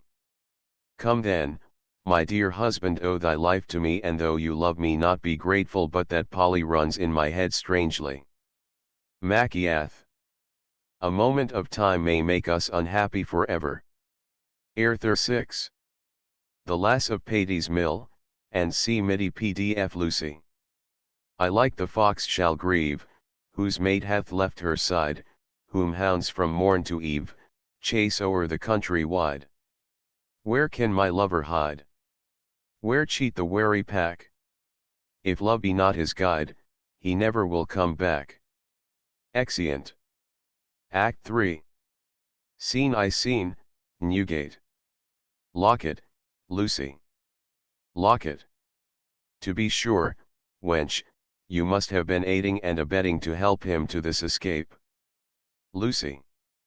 Sir, here hath been Peachum and his daughter Polly, and to be sure they know the ways of Newgate as well as if they had been born and bred in the place all their lives. Why must all your suspicion light upon me? Locket. Lucy, Lucy, I will have none of these shuffling answers. Lucy. Well then, if I know anything of him, I wish I may be burnt. Locket. Keep your temper, Lucy, or I shall pronounce you guilty. Lucy. Keep yours, sir, I do wish I may be burnt. I do, and what can I say more to convince you? Locket. Did he tip handsomely? How much did he come down with? Come, hussy, don't cheat your father, and I shall not be angry with you. Perhaps, you have made a better bargain with him than I could have done. How much, my good girl? Lucy. You know, sir, I am fond of him, and would have given money to have kept him with me. Locket. Ah, Lucy. Thy education might have put thee more upon thy guard, for a girl in the bar of an alehouse is always besieged. Lucy. Dear sir, mention not my education, for 'twas to that I owe my ruin. XL.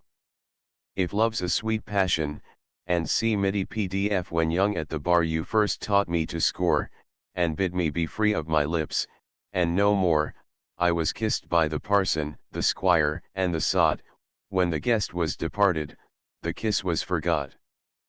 But his kiss was so sweet, and so closely he pressed, that I languished and pined till I granted the rest. If you can forgive me, sir, I will make a fair confession, for to be sure he hath been a most barbarous villain to me. Locket. And so you have let him escape, hussy, have you? Lucy. When a woman loves, a kind look, a tender word can persuade her to anything, and I could ask no other bribe. Locket. Thou wilt always be a vulgar slut, Lucy. If you would not be looked upon as a fool, you should never do anything but upon the foot of interest. Those that act otherwise are their own bubbles. Lucy. But love, sir, is a misfortune that may happen to the most discreet women, and in love we are all fools alike. Notwithstanding all he swore, I am now fully convinced that Polly Peachum is actually his wife. Did I let him escape, fool that I was, to go to her, Polly will wheedle herself into his money, and then Peachum will hang him, and cheat us both. Locket. So I am to be ruined, because, forsooth, you must be in love, a very pretty excuse. Lucy. I could murder that impudent happy strumpet. I gave him his life, and that creature enjoys the sweets of it. Ungrateful Machiath. XLI. South Sea Ballad. MIDI PDF. My love is all madness and folly, alone I lie, toss, tumble, and cry, what a happy creature is Polly! Was such a wretch as I? With rage I redden like scarlet, that my dear inconstant varlet, stark blind to my charms, is lost in the arms of that jilt, that inveigling harlot. Stark blind to my charms, is lost in the arms of that jilt, that inveigling harlot. This my resentment alarms. Locket. And so, after all this mischief, I must stay here to be entertained with your caterwauling, Mrs. Puss, out of my sight, wanton strumpet.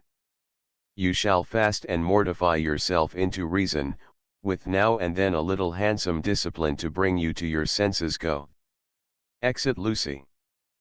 Peachum then intends to outwit me in this affair, but I'll be even with him. The dog is leaky in his liquor, so I'll ply him that way, get the secret from him, and turn this affair to my own advantage. Lions, wolves, and vultures don't live together in herds, droves or flocks of all animals of prey. Man is the only sociable one. Every one of us preys upon his neighbor, and yet we herd together. Peachum is my companion, my friend according to the custom of the world. Indeed, he may quote thousands of precedents for cheating me, and shall not I make use of the privilege of friendship to make him a return? XLII. Packington's Pound. MIDI PDF. Thus gamesters united in friendship are found, though they know that their industry all is a cheat, they flock to their prey at the dice box's sound, and join to promote one another's deceit. But if by mishap they fail of a chap, to keep in their hands, they each other entrap. Like pikes, lank with hunger, who miss of their ends, they bite their companions, and prey on their friends. Now, Peachum, you and I, like honest tradesmen, are to have a fair trial which of us two can overreach the other. Scene 2. A gaming house. Machiath in a fine tarnished coat, Ben Budge, Mat of the Mint. Machiath. I am sorry, gentlemen, the road was so barren of money. When my friends are in difficulties, I am always glad that my fortune can be serviceable to them. Gives them money. You see, gentlemen, I am not a mere court friend, who professes everything and will do nothing. Slyin. Lillabularo. MIDI PDF. The modes of the court so common are grown, that a true friend can hardly be met. Friendship for interest is but a loan, which they let out for what they can get. 'Tis true, you find some friends so kind, who will give you good counsel themselves to defend. In sorrowful ditty, they promise, they pity, but shift for your money, from friend to friend. But we, gentlemen, have still honor enough to break through the corruptions of the world, and while I can serve you, you may command me. Ben. It grieves my heart that so generous a man should be involved in such difficulties, as oblige him to live with such ill company, and herd with gamesters. Mat. See the partiality of mankind. One man may steal a horse, better than another look over a hedge. Of all mechanics, of all servile handicraftsmen, a gamester is the vilest. But yet, as many of the quality are of the profession, he is admitted amongst the politest company. I wonder we are not more respected. Maciath. There will be deep play tonight at Marybone, and consequently money may be picked up upon the road. Meet me there, and I'll give you the hint who is worth setting. Mat. The fellow with a brown coat with a narrow gold binding, I am told, is never without money. Maciath. What do you mean, Mat? Sure you will not think of meddling with him, he's a good honest kind of a fellow, and one of us. Ben. To be sure, sir, we will put ourselves under your direction. Maciath. Have an eye upon the money lenders. A rouleau, or two, would prove a pretty sort of an expedition. I hate extortion. Mat. Those rouleaus are very pretty things. I hate your bank bills. There is such a hazard in putting them off. Maciath. There is a certain man of distinction, who in his time hath nicked me out of a great deal of the ready. He is in my cash, Ben. I'll point him out to you this evening, and you shall draw upon him for the debt. The company are met. I hear the dice box in the other room. So, gentlemen, your servant. You'll meet me at Marybone. Scene 3. Peacham's Lock. A table with wine, brandy, pipes, and tobacco. Peacham, Locket. Locket. The coronation account, Brother Peacham, is of so intricate a nature, that I believe it will never be settled. Peacham. It consists indeed of a great variety of articles. It was worth to our people, in fees of different kinds, above 10 installments. This is part of the account, brother, that lies open before us. Locket. A lady's tale of rich brocade that, I see, is disposed of. Peacham. To Mrs. Diana Traps, the tally woman, and she will make a good hand on tea in shoes and slippers, to trick out young ladies, upon their going into keeping. Locket. But I don't see any article of the jewels. Peacham. Those are so well known that they must be sent abroad. You'll find them entered under the article of exportation. As for the snuff boxes, watches, swords, and see, I thought it best to enter them under their several heads. Locket. 27 women's pockets complete, with the several things therein contained, all sealed, numbered, and entered. Peacham.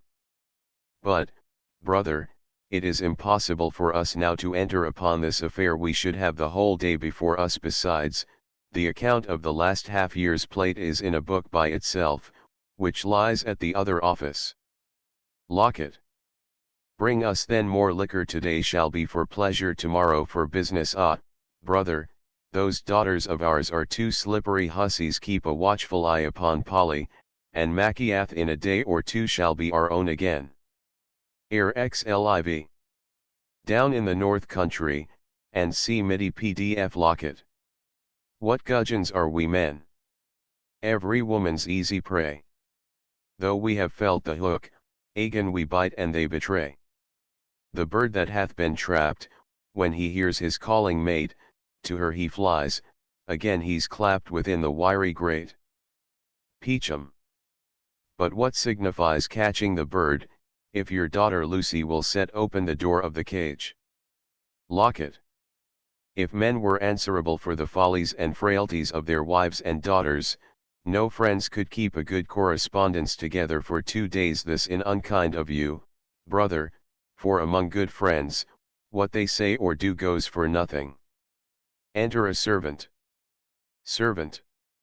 Sir, here's Mrs. Diana Traps wants to speak with you. Peachum.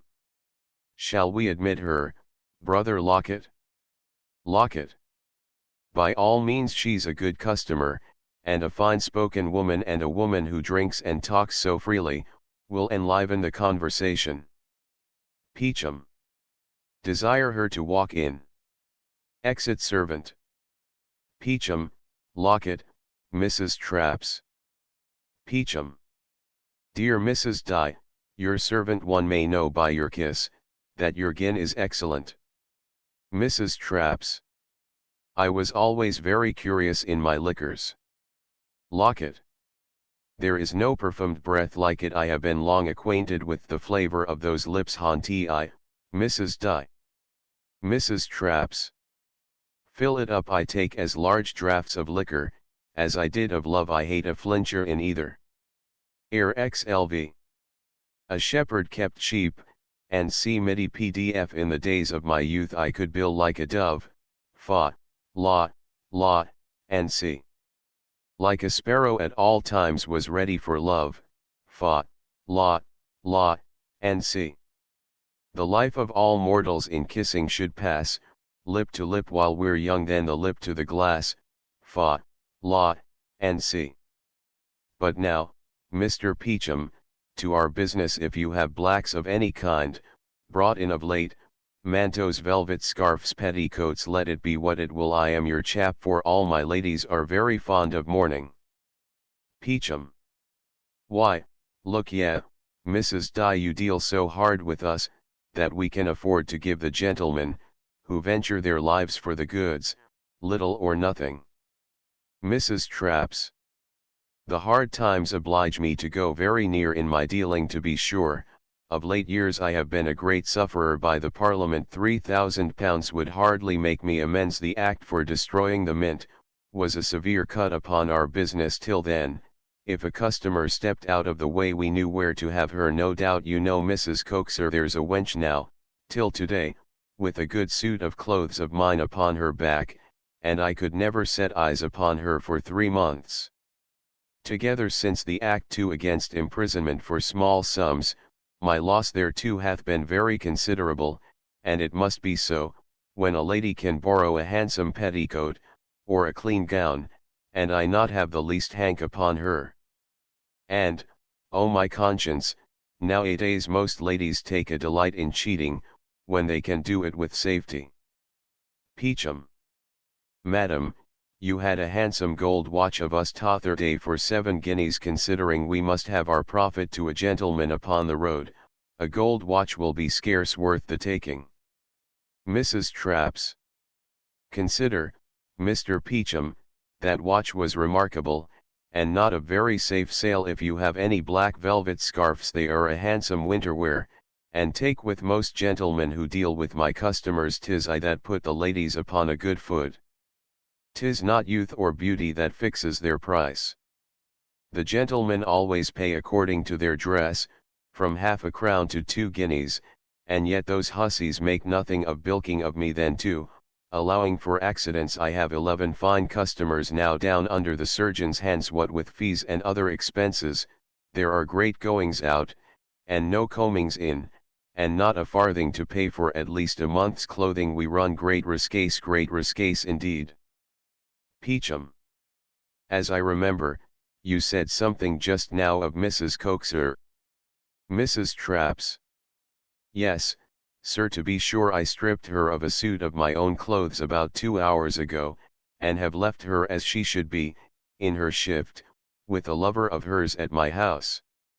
She called him upstairs, as he was going to Marybone in a hackney coach, and I hope, for her own sake and mine, she will persuade the captain to redeem her, for the captain is very generous to the ladies.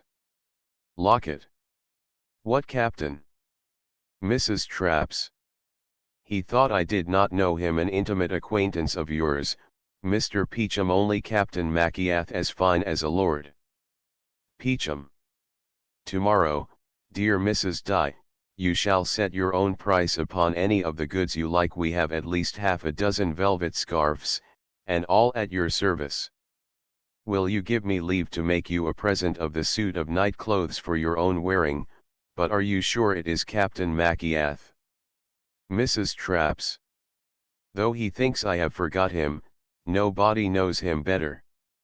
I have taken a great deal of the captain's money in my time at second hand, for he always loved to have his ladies well dressed.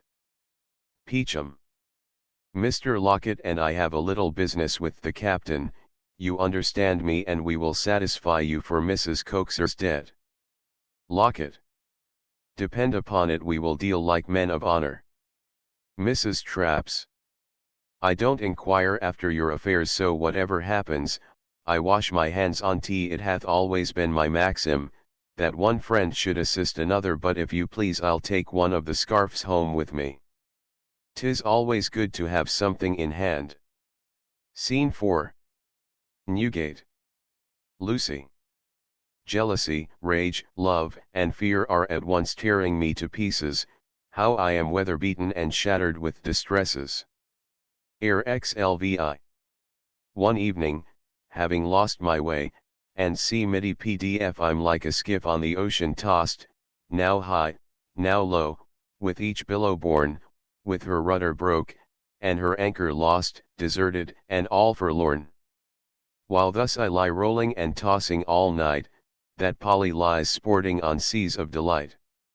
Revenge, revenge, revenge, shall appease my restless spirit. I have the rat's bane ready, I run no risque, for I can lay her death upon the gin, and so many die of that naturally that I shall never be called in question, but say, I were to be hanged, I never could be hanged for anything that would give me greater comfort, than the poisoning that slut. Enter Filch. Filch. Madam, here's Miss Polly come to wait upon you. Lucy. Show her in. Enter Polly. Dear madam, your servant. I hope you will pardon my passion. When I was so happy to see you last, I was so overrun with the spleen, that I was perfectly out of myself. And really when one hath the spleen, everything is to be excused by a friend. Ere Slady. Now Roger, I'll tell thee because thou art my son. Middy PDF. When a wife's in her pout, as she's sometimes, no doubt. The good husband as meek as a lamb, her vapours to still, first grants her her will, and the quieting draught is a dram. Poor man! And the quieting draught is a dram. I wish all our quarrels might have so comfortable a reconciliation. Polly. I have no excuse for my own behavior, madam, but my misfortunes, and really, madam, I suffer too upon your account. Lucy. But, Miss Polly, in the way of friendship, will you give me leave to propose a glass of cordial to you? Polly. Strong waters are apt to give me the headache. I hope, madam, you will excuse me. Lucy. Not the greatest lady in the land could have better in her closet. For her own private drinking you seem mighty low in spirits, my dear. Polly. I am sorry, madam, my health will not allow me to accept of your offer. I should not have left you in the rude manner I did when we met last, madam, had not my papa hauled me away so unexpectedly. I was indeed somewhat provoked, and perhaps might use some expressions that were disrespectful, but really, madam, the captain treated me with so much contempt and cruelty, that I deserved your pity, rather than your resentment. Lucy. But since his escape, no doubt all matters are made up again. Polly. Polly. 'Tis I am the unhappy wife, and he loves you as if you were only his mistress. Polly. Sure, madam, you cannot think me so happy as to be the object of your jealousy. A man is always afraid of a woman who loves him too well, so that I must expect to be neglected and avoided. Lucy. Then our cases, my dear Polly, are exactly alike. Both of us indeed have been too fond. Air slayeth. Oh Bessie Belle. Midi PDF Polly. A curse attend that woman's love, who always would be pleasing. Lucy. The pertness of the billing dove, like tickling, is but teasing. Polly. What then in love can woman do, Lucy? If we grow fond they shun us. Polly. And when we fly them, they pursue, Lucy. But leave us when they've won us. Lucy. Love is so very whimsical in both sexes, that it is impossible to be lasting, but my heart is particular, and contradicts my own observation. Polly. But really, Mistress Lucy, by his last behavior, I think I ought to envy you. When I was forked from him, he did not shew the least tenderness, but perhaps, he hath a heart not capable of it. Ere xlix. Would fate to me Belinda give. Midi PDF. Among the men, coquettes we find, who court by turns all womankind, and we grant all their hearts' desired, when they are flattered, and admired. The coquettes of both sexes are self-lovers, and that is a love no other whatever can dispossess. I hear, my dear Lucy, our husband is one of those. Lucy. Away with these melancholy reflections. Indeed, my dear Polly, we are both of us a cup too low. Let me prevail upon you to accept of my offer. Ere L come, sweet lass. Midi PDF. Come, sweet lass, let's banish sorrow till tomorrow. Come, sweet lass, let's take a chirping glass. Wine can clear the vapours of despair and make us light as air. Then drink, and banish care. I can't bear, child, to see you in such low spirits, and I must persuade you to what I know will do you good. Aside. I shall now soon be even with the hypocritical strumpet. Exit. Polly. All this wheedling of Lucy cannot be for nothing at this time too. When I know she hates me, the dissembling of a woman is always the forerunner of mischief. By pouring strong waters down my throat, she thinks to pump some secrets out of me. I'll be upon my guard, and won't taste a drop of her liquor, I'm resolved. Re-enter Lucy, with strong waters. Lucy. Come, Miss Polly. Polly. Indeed, child, you have given yourself trouble to no purpose. You must, my dear, excuse me. Lucy. Really, Miss Polly, you are as squeamishly affected about taking a cup of strong waters as a lady before company. I vow, Polly, I shall take it monstrously ill if you refuse me brandy. And men, though women love them ever so well, are always taken by us with some reluctance unless 'tis in private. Polly. I protest, madam, it goes against me. What do I see? Machiath again in custody, now every glimmering of happiness is lost. Drops the glass of liquor on the ground. Lucy. Since things are thus, I'm glad the wench hath escaped, for by this event, 'tis plain, she was not happy enough to deserve to be poisoned. Enter Locket, Machiath, Peachum. Locket. Set your heart to rest, Captain. You have neither the chance of love or money for another escape, for you are ordered to be called down upon your trial immediately. Peachum. Away, hussies, this is not a time for a man to be hampered with his wives. You see, the gentleman is in chains already. Lucy. O husband, husband, my heart longed to see thee, but to see thee thus distracts me. Polly.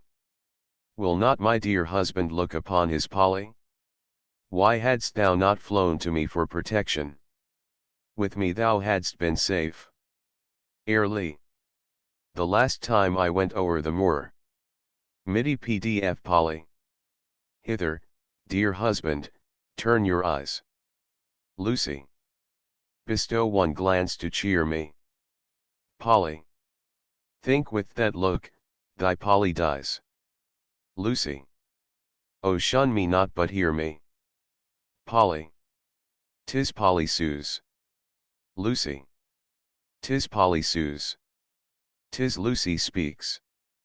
Polly. Is thus true love requited? Lucy. My heart is bursting. Polly. My heart is bursting. Mine too breaks. Lucy. Must I, Polly? Must I be slighted? Machiath. What would you have me say, ladies? You see this affair will soon be at an end, without my disobliging either of you. Peachum. But the settling this point, Captain, might prevent a lawsuit between your two widows. Lee. Tom Tinker's my true love. MIDI PDF Machiath. Which way shall I turn me? How can I decide? Wives, the day of our death, are as fond as a bride. One wife is too much for most husbands to hear, but two at a time there's no mortal can bear. This way, and that way, and which way I will, what would comfort the one, t'other wife would take ill. Polly. But if his own misfortunes have made him insensible to mine, a father sure will be more compassionate. Dear sir, sink the material evidence, and bring him off at his trial. Polly upon her knees begs it of you. Lii. I am a poor shepherd undone. MIDI PDF. When my hero in court appears, and stands arraigned for his life, then think of poor Polly's tears, for poor Polly's his wife. Like the sailor he holds up his hand, dist rest on the dashing wave. To die a dry death at land, is as bad as a watery grave. And alas, poor Polly. Alack, and well a day. Before I was in love, oh, every month was May. Lucy. If Peachum's heart is hardened, sure you, sir, will have more compassion on a daughter. I know the evidence is in your power. How then can you be a tyrant to me? Kneeling. Live. Ianthe the lovely, and see MIDI PDF. When he holds up his hand arraigned for his life, oh, think of your daughter, and think I'm his wife. What are cannons, or bombs, or clashing of swords? For death is more certain by witnesses' words. Then nail up their lips, that dread thunder allay, and each month of my life will hereafter be May. Locket. Machiath's time is come, Lucy. We know our own affairs, therefore let us have no more whimpering or whining.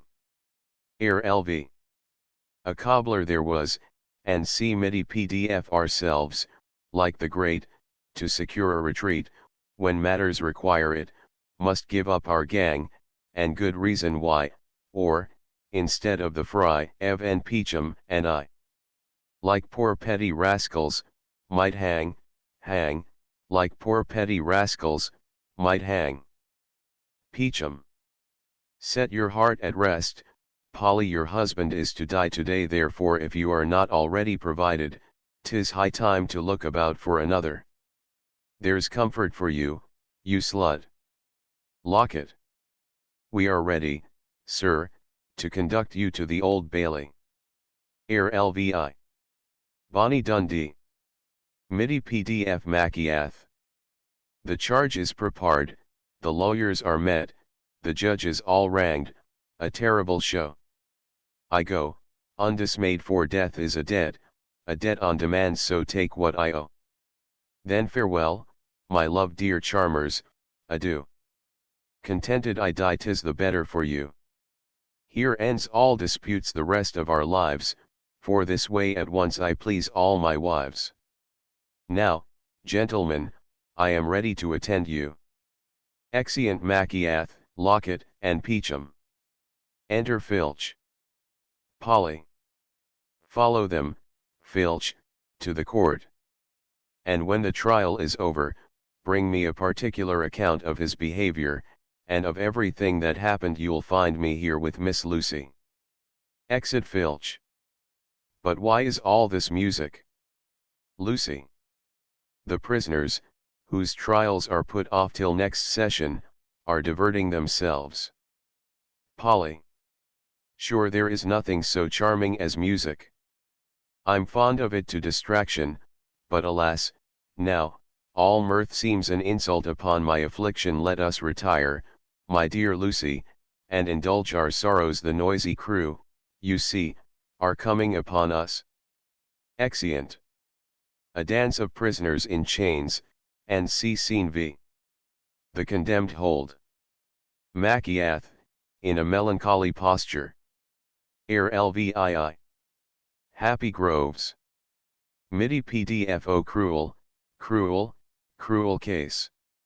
Must I suffer this disgrace? Air Laine. Of all the girls that are so smart. MIDI PDF. Of all the friends in time of grief, when threatening death looks grimmer, not one so sure can bring relief, as this best friend, a brimmer. Drinks. Air licks. Britons strike home. MIDI PDF. Since I must swing I scorn to wince or whine. Rises. Air LX. Chevy Chase. MIDI PDF. But now again my spirits sink, I'll raise them high with wine. Drinks a glass of wine. Air LXI. To old Sir Simon the King. MIDI PDF. But valor the stronger grows, the stronger liquor we are drinking, and how can we feel our woes, when we've lost the trouble of thinking? Drinks. Air LXII. Joy to great Caesar.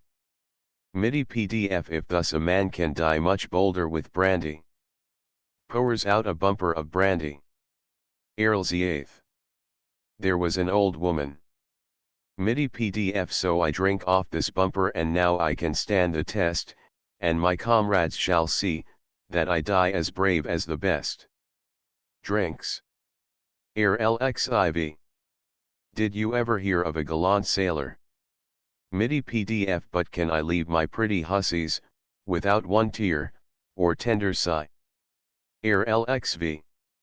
Why are mine eyes still flowing? MIDI PDF. Their eyes, their lips, their busses recall my love. Ah, must I die? Air LXVI. Green sleeves. MIDI PDF. Since laws were made for every degree, to curb vice in others, as well as me, I wonder we haunt better company, upon Tyburn tree. But gold from law can take out the sting, and if rich men like us were to swing, twouth in the land, such numbers to string upon Tyburn tree. Jailer. Some friends of yours, Captain, desire to be admitted. I leave you together. Enter Ben Budge, Mat of the Mint. Machiath. For my having broke prison, you see, gentlemen, I am ordered immediate execution. The sheriff's officers, I believe, are now at the door. That Jemmy Twitcher should peach me, I own surpriest me. 'Tis a plain proof that the world is all alike, and that even our gang can no more trust one another than other people. Therefore, I beg you, gentlemen, look well to yourselves, for in all probability you may live some months longer. Mat. We are heartily sorry, Captain, for your misfortune, but 'tis what we must all come to. Machiath. Peacham and Lockett, you know, are infamous scoundrels. Their lives are as much in your power, as yours are in theirs. Remember your dying friend, 'tis my last request. Bring those villains to the gallows before you, and I am satisfied. Mat. Will do. T. Jailer. Miss Polly and Miss Lucy entreat a word with you. Machiath. Gentlemen, adieu. Exeunt Ben Budge and Mat. Enter Lucy and Polly. Machiath. My dear Lucy, my dear Polly, whatsoever hath passed between us is now at an end. If you are fond of marrying again, the best advice I can give you, is to ship yourselves off for the West Indies, where you'll have a fair chance of getting a husband a piece, or by good luck, 2 or 3, as you like best. Polly. How can I support this site? Lucy. There is nothing moves one so much as a great man in distress. Erlxi. All you that must take a leap, and see MIDI PDF Lucy. Would I might be hanged. Polly. Would I might be hanged. And I would so too. Lucy. To be hanged with you. Polly. To be hanged with you. My dear, with you. Maciath. Oh, leave me to thought. I fear. I doubt. I tremble. I droop, see, my courage is out. Turns up the empty bottle. Polly. No token of love? Maciath. No token of love? See, my courage is out. Turns up the empty pot. Lucy. No token of love? Polly. No token of love? Adieu.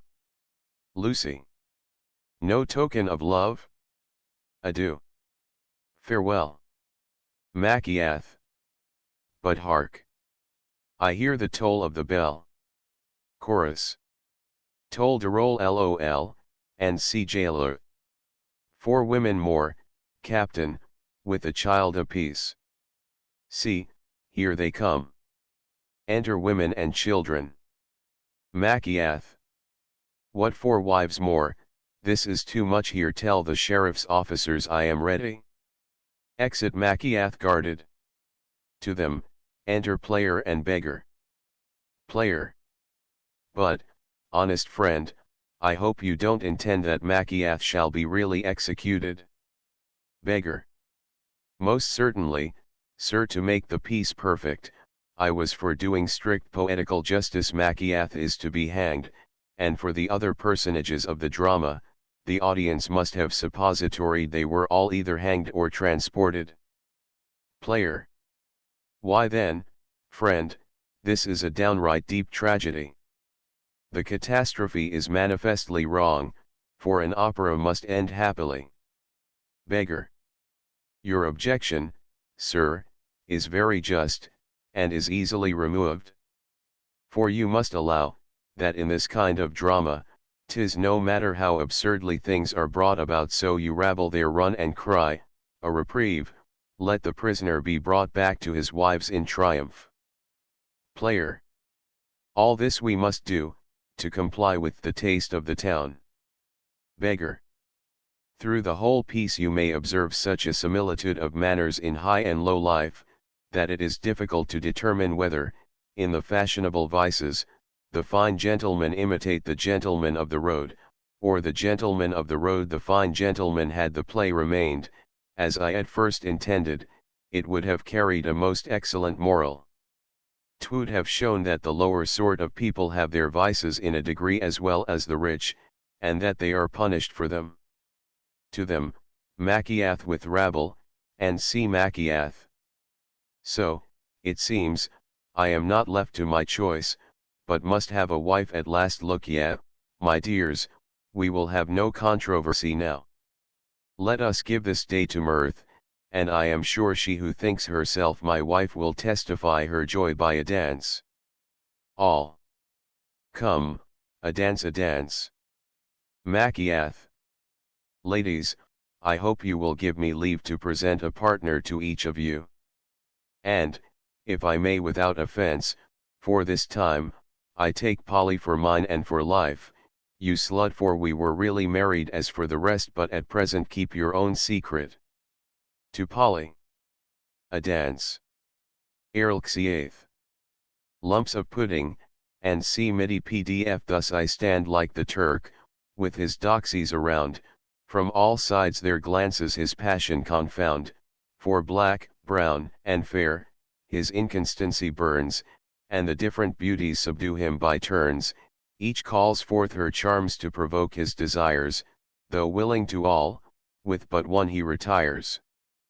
But think of this maxim, and put off your sorrow, the wretch of today, may be happy tomorrow. Chorus. But think of this maxim, and see finus. Printed in Great Britain by Richard Clay and Sons, Limited, Bungay, Suffolk. Title page: The Beggar's Opera. Written by Mr. Gay. To which is prefixed the music to each song. Decoration nos hec novimus esse nihil Martinique, London, William Heinemann 1921. About the music. The following information is also given in the text file about the music in the music directory. The music in the printed book appears to be a handwritten copy of the 1765 original, retaining or adding assorted minor errors. In particular, the use of double bar lines or repeats seems to be almost entirely arbitrary. In the PDF and MIDI files, obvious errors such as missing dots after notes have been corrected, and a few ties have been added. Repeats are used only when required by the lyrics as printed. All music files, including the PDF images, are in the music directory. In addition to individual airs, there are PDF files containing the collected songs for each scene that has more than one song. Airlxiath, the final song, has been omitted because it takes up a complete page by itself. Changing the tempo. If you want to change the tempo of a MIDI file, do this: install the Lilliput program, free from lilliput.org, open the file you want to edit, named in the form mayor_n.ly using the same Roman numerals as in the text, and scroll down to the bottom. The make moment line works just like a metronome setting. Leave the second number alone, usually a 4 for quarter note, and make the first number larger or smaller. Select Run or type Set File from the Compile menu. This will create 3 files in the same location as the original .ly file, an updated MIDI, a new PDF, and a PostScript.ps file.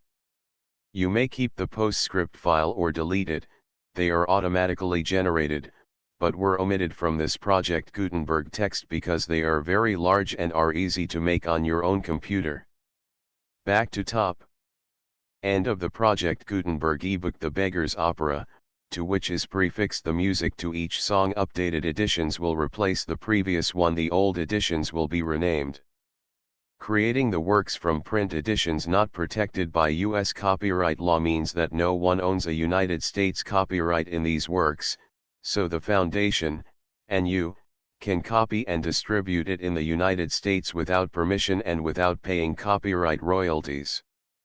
Special rules, set forth in the General Terms of Use part of this license, apply to copying and distributing Project Gutenberg trademark electronic works to protect the Project Gutenberg trademark concept and trademark. Project Gutenberg is a registered trademark, and may not be used if you charge for an ebook, except by following the terms of the trademark license, including paying royalties for use of the Project Gutenberg trademark. If you do not charge anything for copies of this ebook, complying with the trademark license is very easy. You may use this ebook for nearly any purpose, such as creation of derivative works, reports, performances, and research. Project Gutenberg ebooks may be modified and printed and given away. You may do practically anything in the United States with ebooks not protected by U.S. copyright law. Redistribution is subject to the trademark license, especially commercial redistribution. Start, full license. The full Project Gutenberg license. Please read this before you distribute or use this work to protect the Project Gutenberg trademark mission of promoting the free distribution of electronic works. By using or distributing this work, or any other work associated in any way with the phrase Project Gutenberg, you agree to comply with all the terms of the full Project Gutenberg trademark license available with this file or online at www.gutenberg.org/license. Section 1. General Terms of Use and Redistributing Project Gutenberg Trademark Electronic Works 1.a. By reading or using any part of this Project Gutenberg trademark electronic work, you indicate that you have read, understand, agree to and accept all the terms of this license and intellectual property, trademark/copyright, agreement. If you do not agree to abide by all the terms of this agreement, you must cease using and return or destroy all copies of Project Gutenberg trademark electronic works in your possession. If you paid a fee for obtaining a copy of or access to a Project Gutenberg trademark electronic work and you do not agree to be bound by the terms of this agreement, you may obtain a refund from the person or entity to whom you paid the fee as set forth in paragraph 1.e.8. 1.b Project Gutenberg is a registered trademark. It may only be used on or associated in any way with an electronic work by people who agree to be bound by the terms of this agreement. There are a few things that you can do with most Project Gutenberg trademark electronic works even without complying with the full terms of this agreement. See paragraph 1.c below. There are a lot of things you can do with Project Gutenberg trademark electronic works if you follow the terms of this agreement and help preserve free future access to Project Gutenberg trademark electronic works. See paragraph 1.e below. 1.c. The Project Gutenberg Literary Archive Foundation, the Foundation or PGLOF, owns a compilation copyright in the collection of Project Gutenberg trademark electronic works. Nearly all the individual works in the collection are in the public domain in the United States. If an individual work is unprotected by copyright law in the United States and you are located in the United States, we do not claim a right to prevent you from copying, distributing, performing, displaying, or creating derivative works based on the work as long as all references to Project Gutenberg are removed. Of course, we hope that you will support the Project Gutenberg trademark mission of promoting free access to electronic works by freely sharing Project Gutenberg trademark works in compliance with the terms of this agreement for keeping the Project Gutenberg trademark name associated with the work. You can easily comply with the terms of this agreement by keeping this work in the same format with its attached full Project Gutenberg trademark license when you share it without charge with others. 1.d. The copyright laws of the place where you are located also govern what you can do with this work. Copyright laws in most countries are in a constant state of change. If you are outside the United States, check the laws of your country in addition to the terms of this agreement before downloading, copying, displaying, performing, distributing or creating derivative works based on this work or any other Project Gutenberg trademark work. The Foundation makes no representations concerning the copyright status of any work in any country other than the United States. 1.e Unless you have removed all references to Project Gutenberg, 1.e.1. The following sentence, with active links to, or other immediate access to, the full Project Gutenberg trademark license must appear prominently whenever any copy of a Project Gutenberg trademark work, any work on which the phrase Project Gutenberg appears, or with which the phrase Project Gutenberg is associated, is accessed, displayed, performed, viewed, copied or distributed. This ebook is for the use of anyone anywhere in the United States and most other parts of the world at no cost and with almost no restrictions whatsoever. You may copy it, give it away or reuse it under the terms of the Project Gutenberg license included with this ebook or online at www.gutenberg.org. If you are not located in the United States, you will have to check the laws of the country where you are located before using this ebook. 1.e.2. If an individual Project Gutenberg trademark electronic work is derived from texts not protected by U.S. copyright law, does not contain a notice indicating that it is posted with permission of the copyright holder, the work can be copied and distributed to anyone in the United States without paying any fees or charges. If you are redistributing or providing access to a work with the phrase Project Gutenberg associated with or appearing on the work, you must comply either with the requirements of paragraphs 1.e.1 through 1.e.7 or obtain permission for the use of the work and the Project Gutenberg trademark as set forth in paragraphs 1.e.8 or 1.e.9. 1.e.3. If an individual Project Gutenberg trademark electronic work is posted with the permission of the copyright holder, your use and distribution must comply with both paragraphs 1.e.1 through 1.e.7 and any additional terms imposed by the copyright holder. Additional terms will be linked to the Project Gutenberg trademark license for all works posted with the permission of the copyright holder found at the beginning of this work. 1.e.4. Do not unlink or detach or remove the full Project Gutenberg trademark license terms from this work, or any files containing a part of this work or any other work associated with Project Gutenberg trademark. 1.e.5. Do not copy, display, perform, distribute or redistribute this electronic work, or any part of this electronic work, without prominently displaying the sentence set forth in paragraph 1.e.1 with active links or immediate access to the full terms of the Project Gutenberg trademark license. 1.e.6. You may convert to and distribute this work in any binary, compressed, marked up, non-proprietary or proprietary form, including any word processing or hypertext form. However, if you provide access to or distribute copies of a Project Gutenberg trademark work in a format other than plain vanilla ASCII or other format used in the official version posted on the official Project Gutenberg trademark website, www.gutenberg.org, you must, at no additional cost, fee, or expense to the user, provide a copy, a means of exporting a copy, or a means of obtaining a copy upon request, of the work in its original plain vanilla ASCII or other form.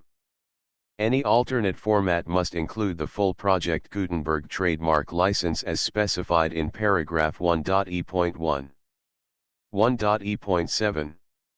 Do not charge a fee for access to, viewing, displaying, performing, copying or distributing any Project Gutenberg trademark works unless you comply with paragraph 1.e.8 or 1.e.9.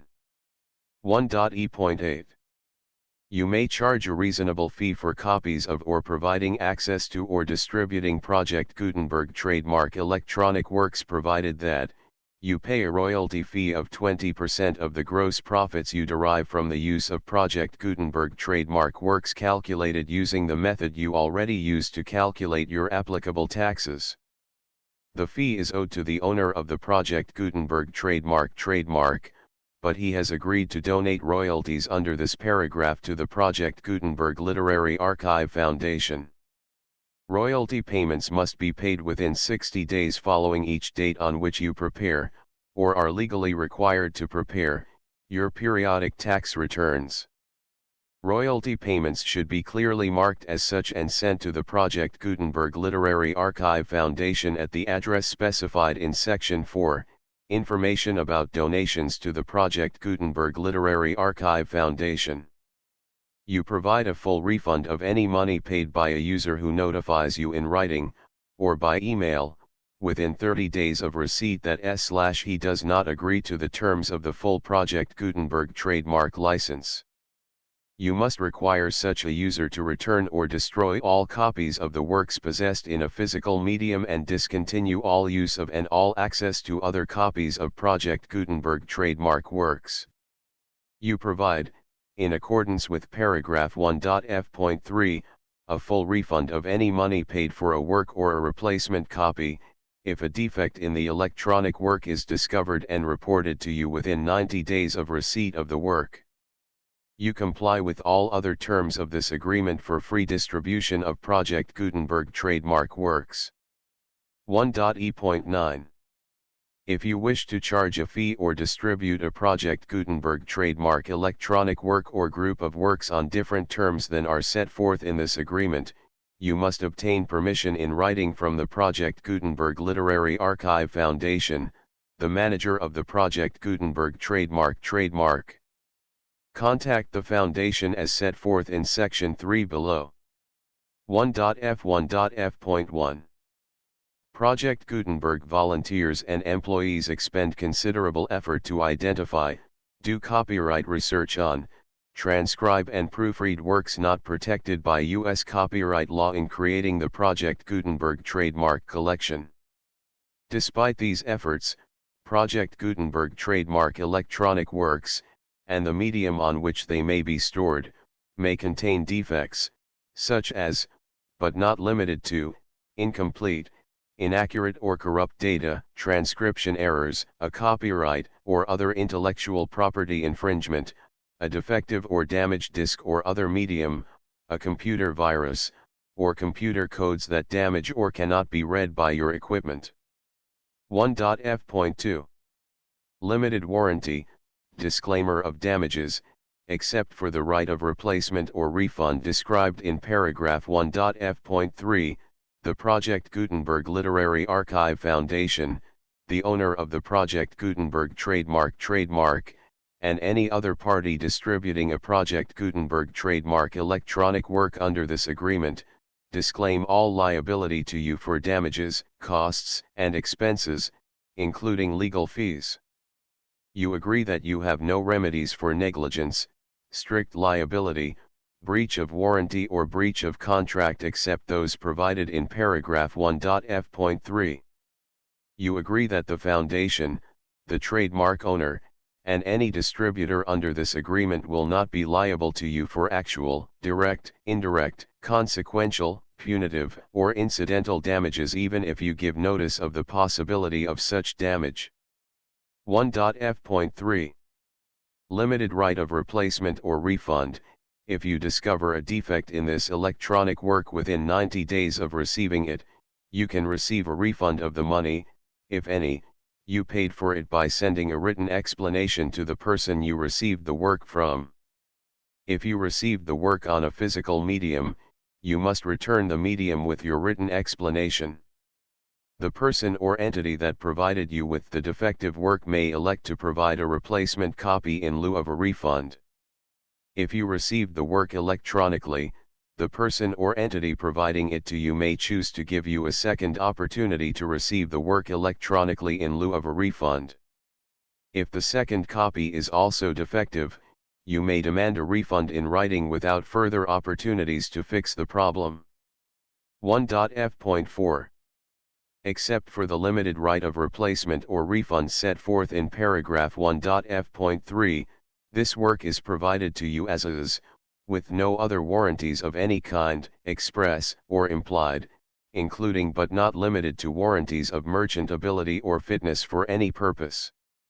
1.f.5 Some states do not allow disclaimers of certain implied warranties or the exclusion or limitation of certain types of damages. If any disclaimer or limitation set forth in this agreement violates the law of the state applicable to this agreement, the agreement shall be interpreted to make the maximum disclaimer or limitation permitted by the applicable state law. The invalidity or unenforceability of any provision of this agreement shall not void the remaining provisions. 1.f.6 Indemnity. You agree to indemnify and hold the Foundation, the trademark owner, any agent or employee of the Foundation, anyone providing copies of Project Gutenberg trademark electronic works in accordance with this agreement, and any volunteers associated with the production, promotion, and distribution of Project Gutenberg trademark electronic works, harmless from all liability, costs, and expenses, including legal fees, that arise directly or indirectly from any of the following which you do or cause to occur. A. Distribution of this or any Project Gutenberg trademark work. B. Alteration, modification, or additions or deletions to any Project Gutenberg trademark work, and C. Any defect you cause. Section 2. Information about the mission of Project Gutenberg trademark. Project Gutenberg trademark is synonymous with the free distribution of electronic works in formats readable by the widest variety of computers including obsolete, old, middle-aged, and new computers. It exists because of the efforts of hundreds of volunteers and donations from people in all walks of life. Volunteers and financial support to provide volunteers with the assistance they need are critical to reaching Project Gutenberg trademark's goals and ensuring that the Project Gutenberg trademark collection will remain freely available for generations to come. In 2001, the Project Gutenberg Literary Archive Foundation was created to provide a secure and permanent future for Project Gutenberg trademark and future generations.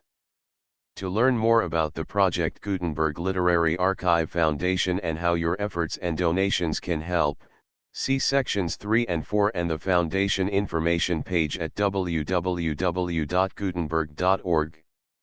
Section 3. Information about the Project Gutenberg Literary Archive Foundation. The Project Gutenberg Literary Archive Foundation is a non-profit 501(c)(3) educational corporation organized under the laws of the state of Mississippi and granted tax-exempt status by the Internal Revenue Service.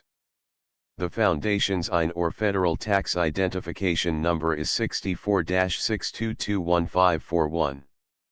Contributions to the Project Gutenberg Literary Archive Foundation are tax-deductible to the full extent permitted by U.S. federal laws and your state's laws.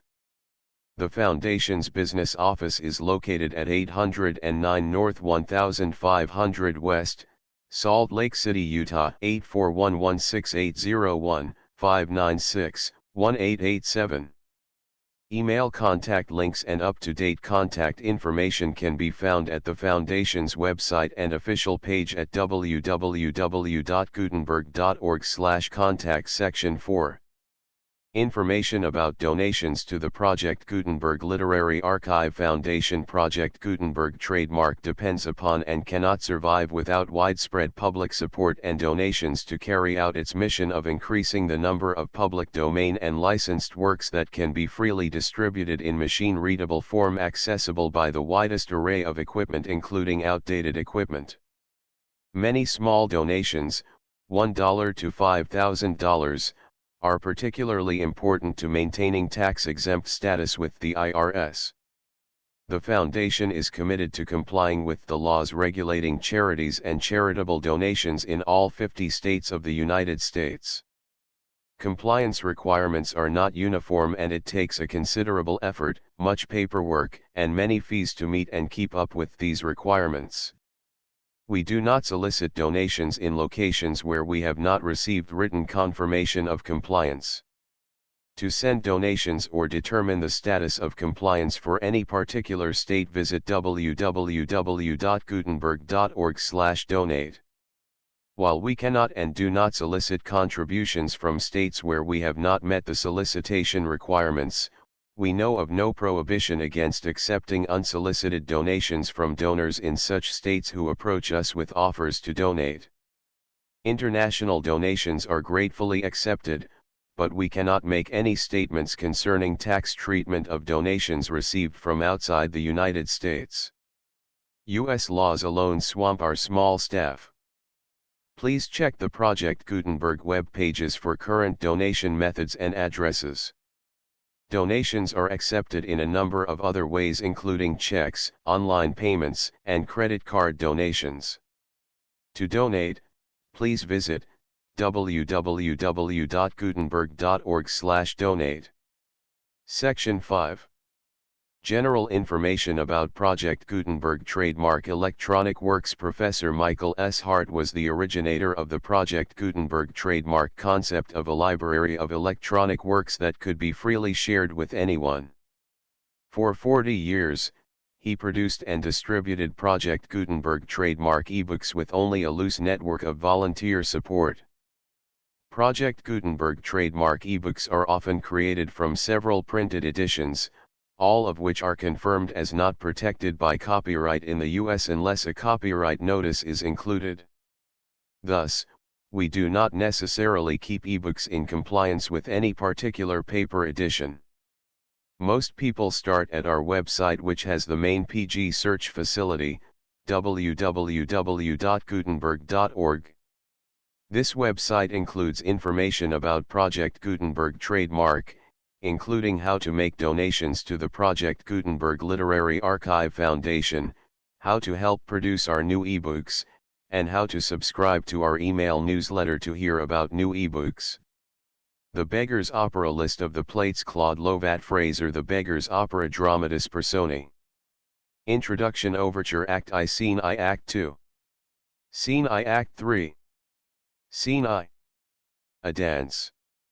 About the music The full Project Gutenberg license V1234789111314 12345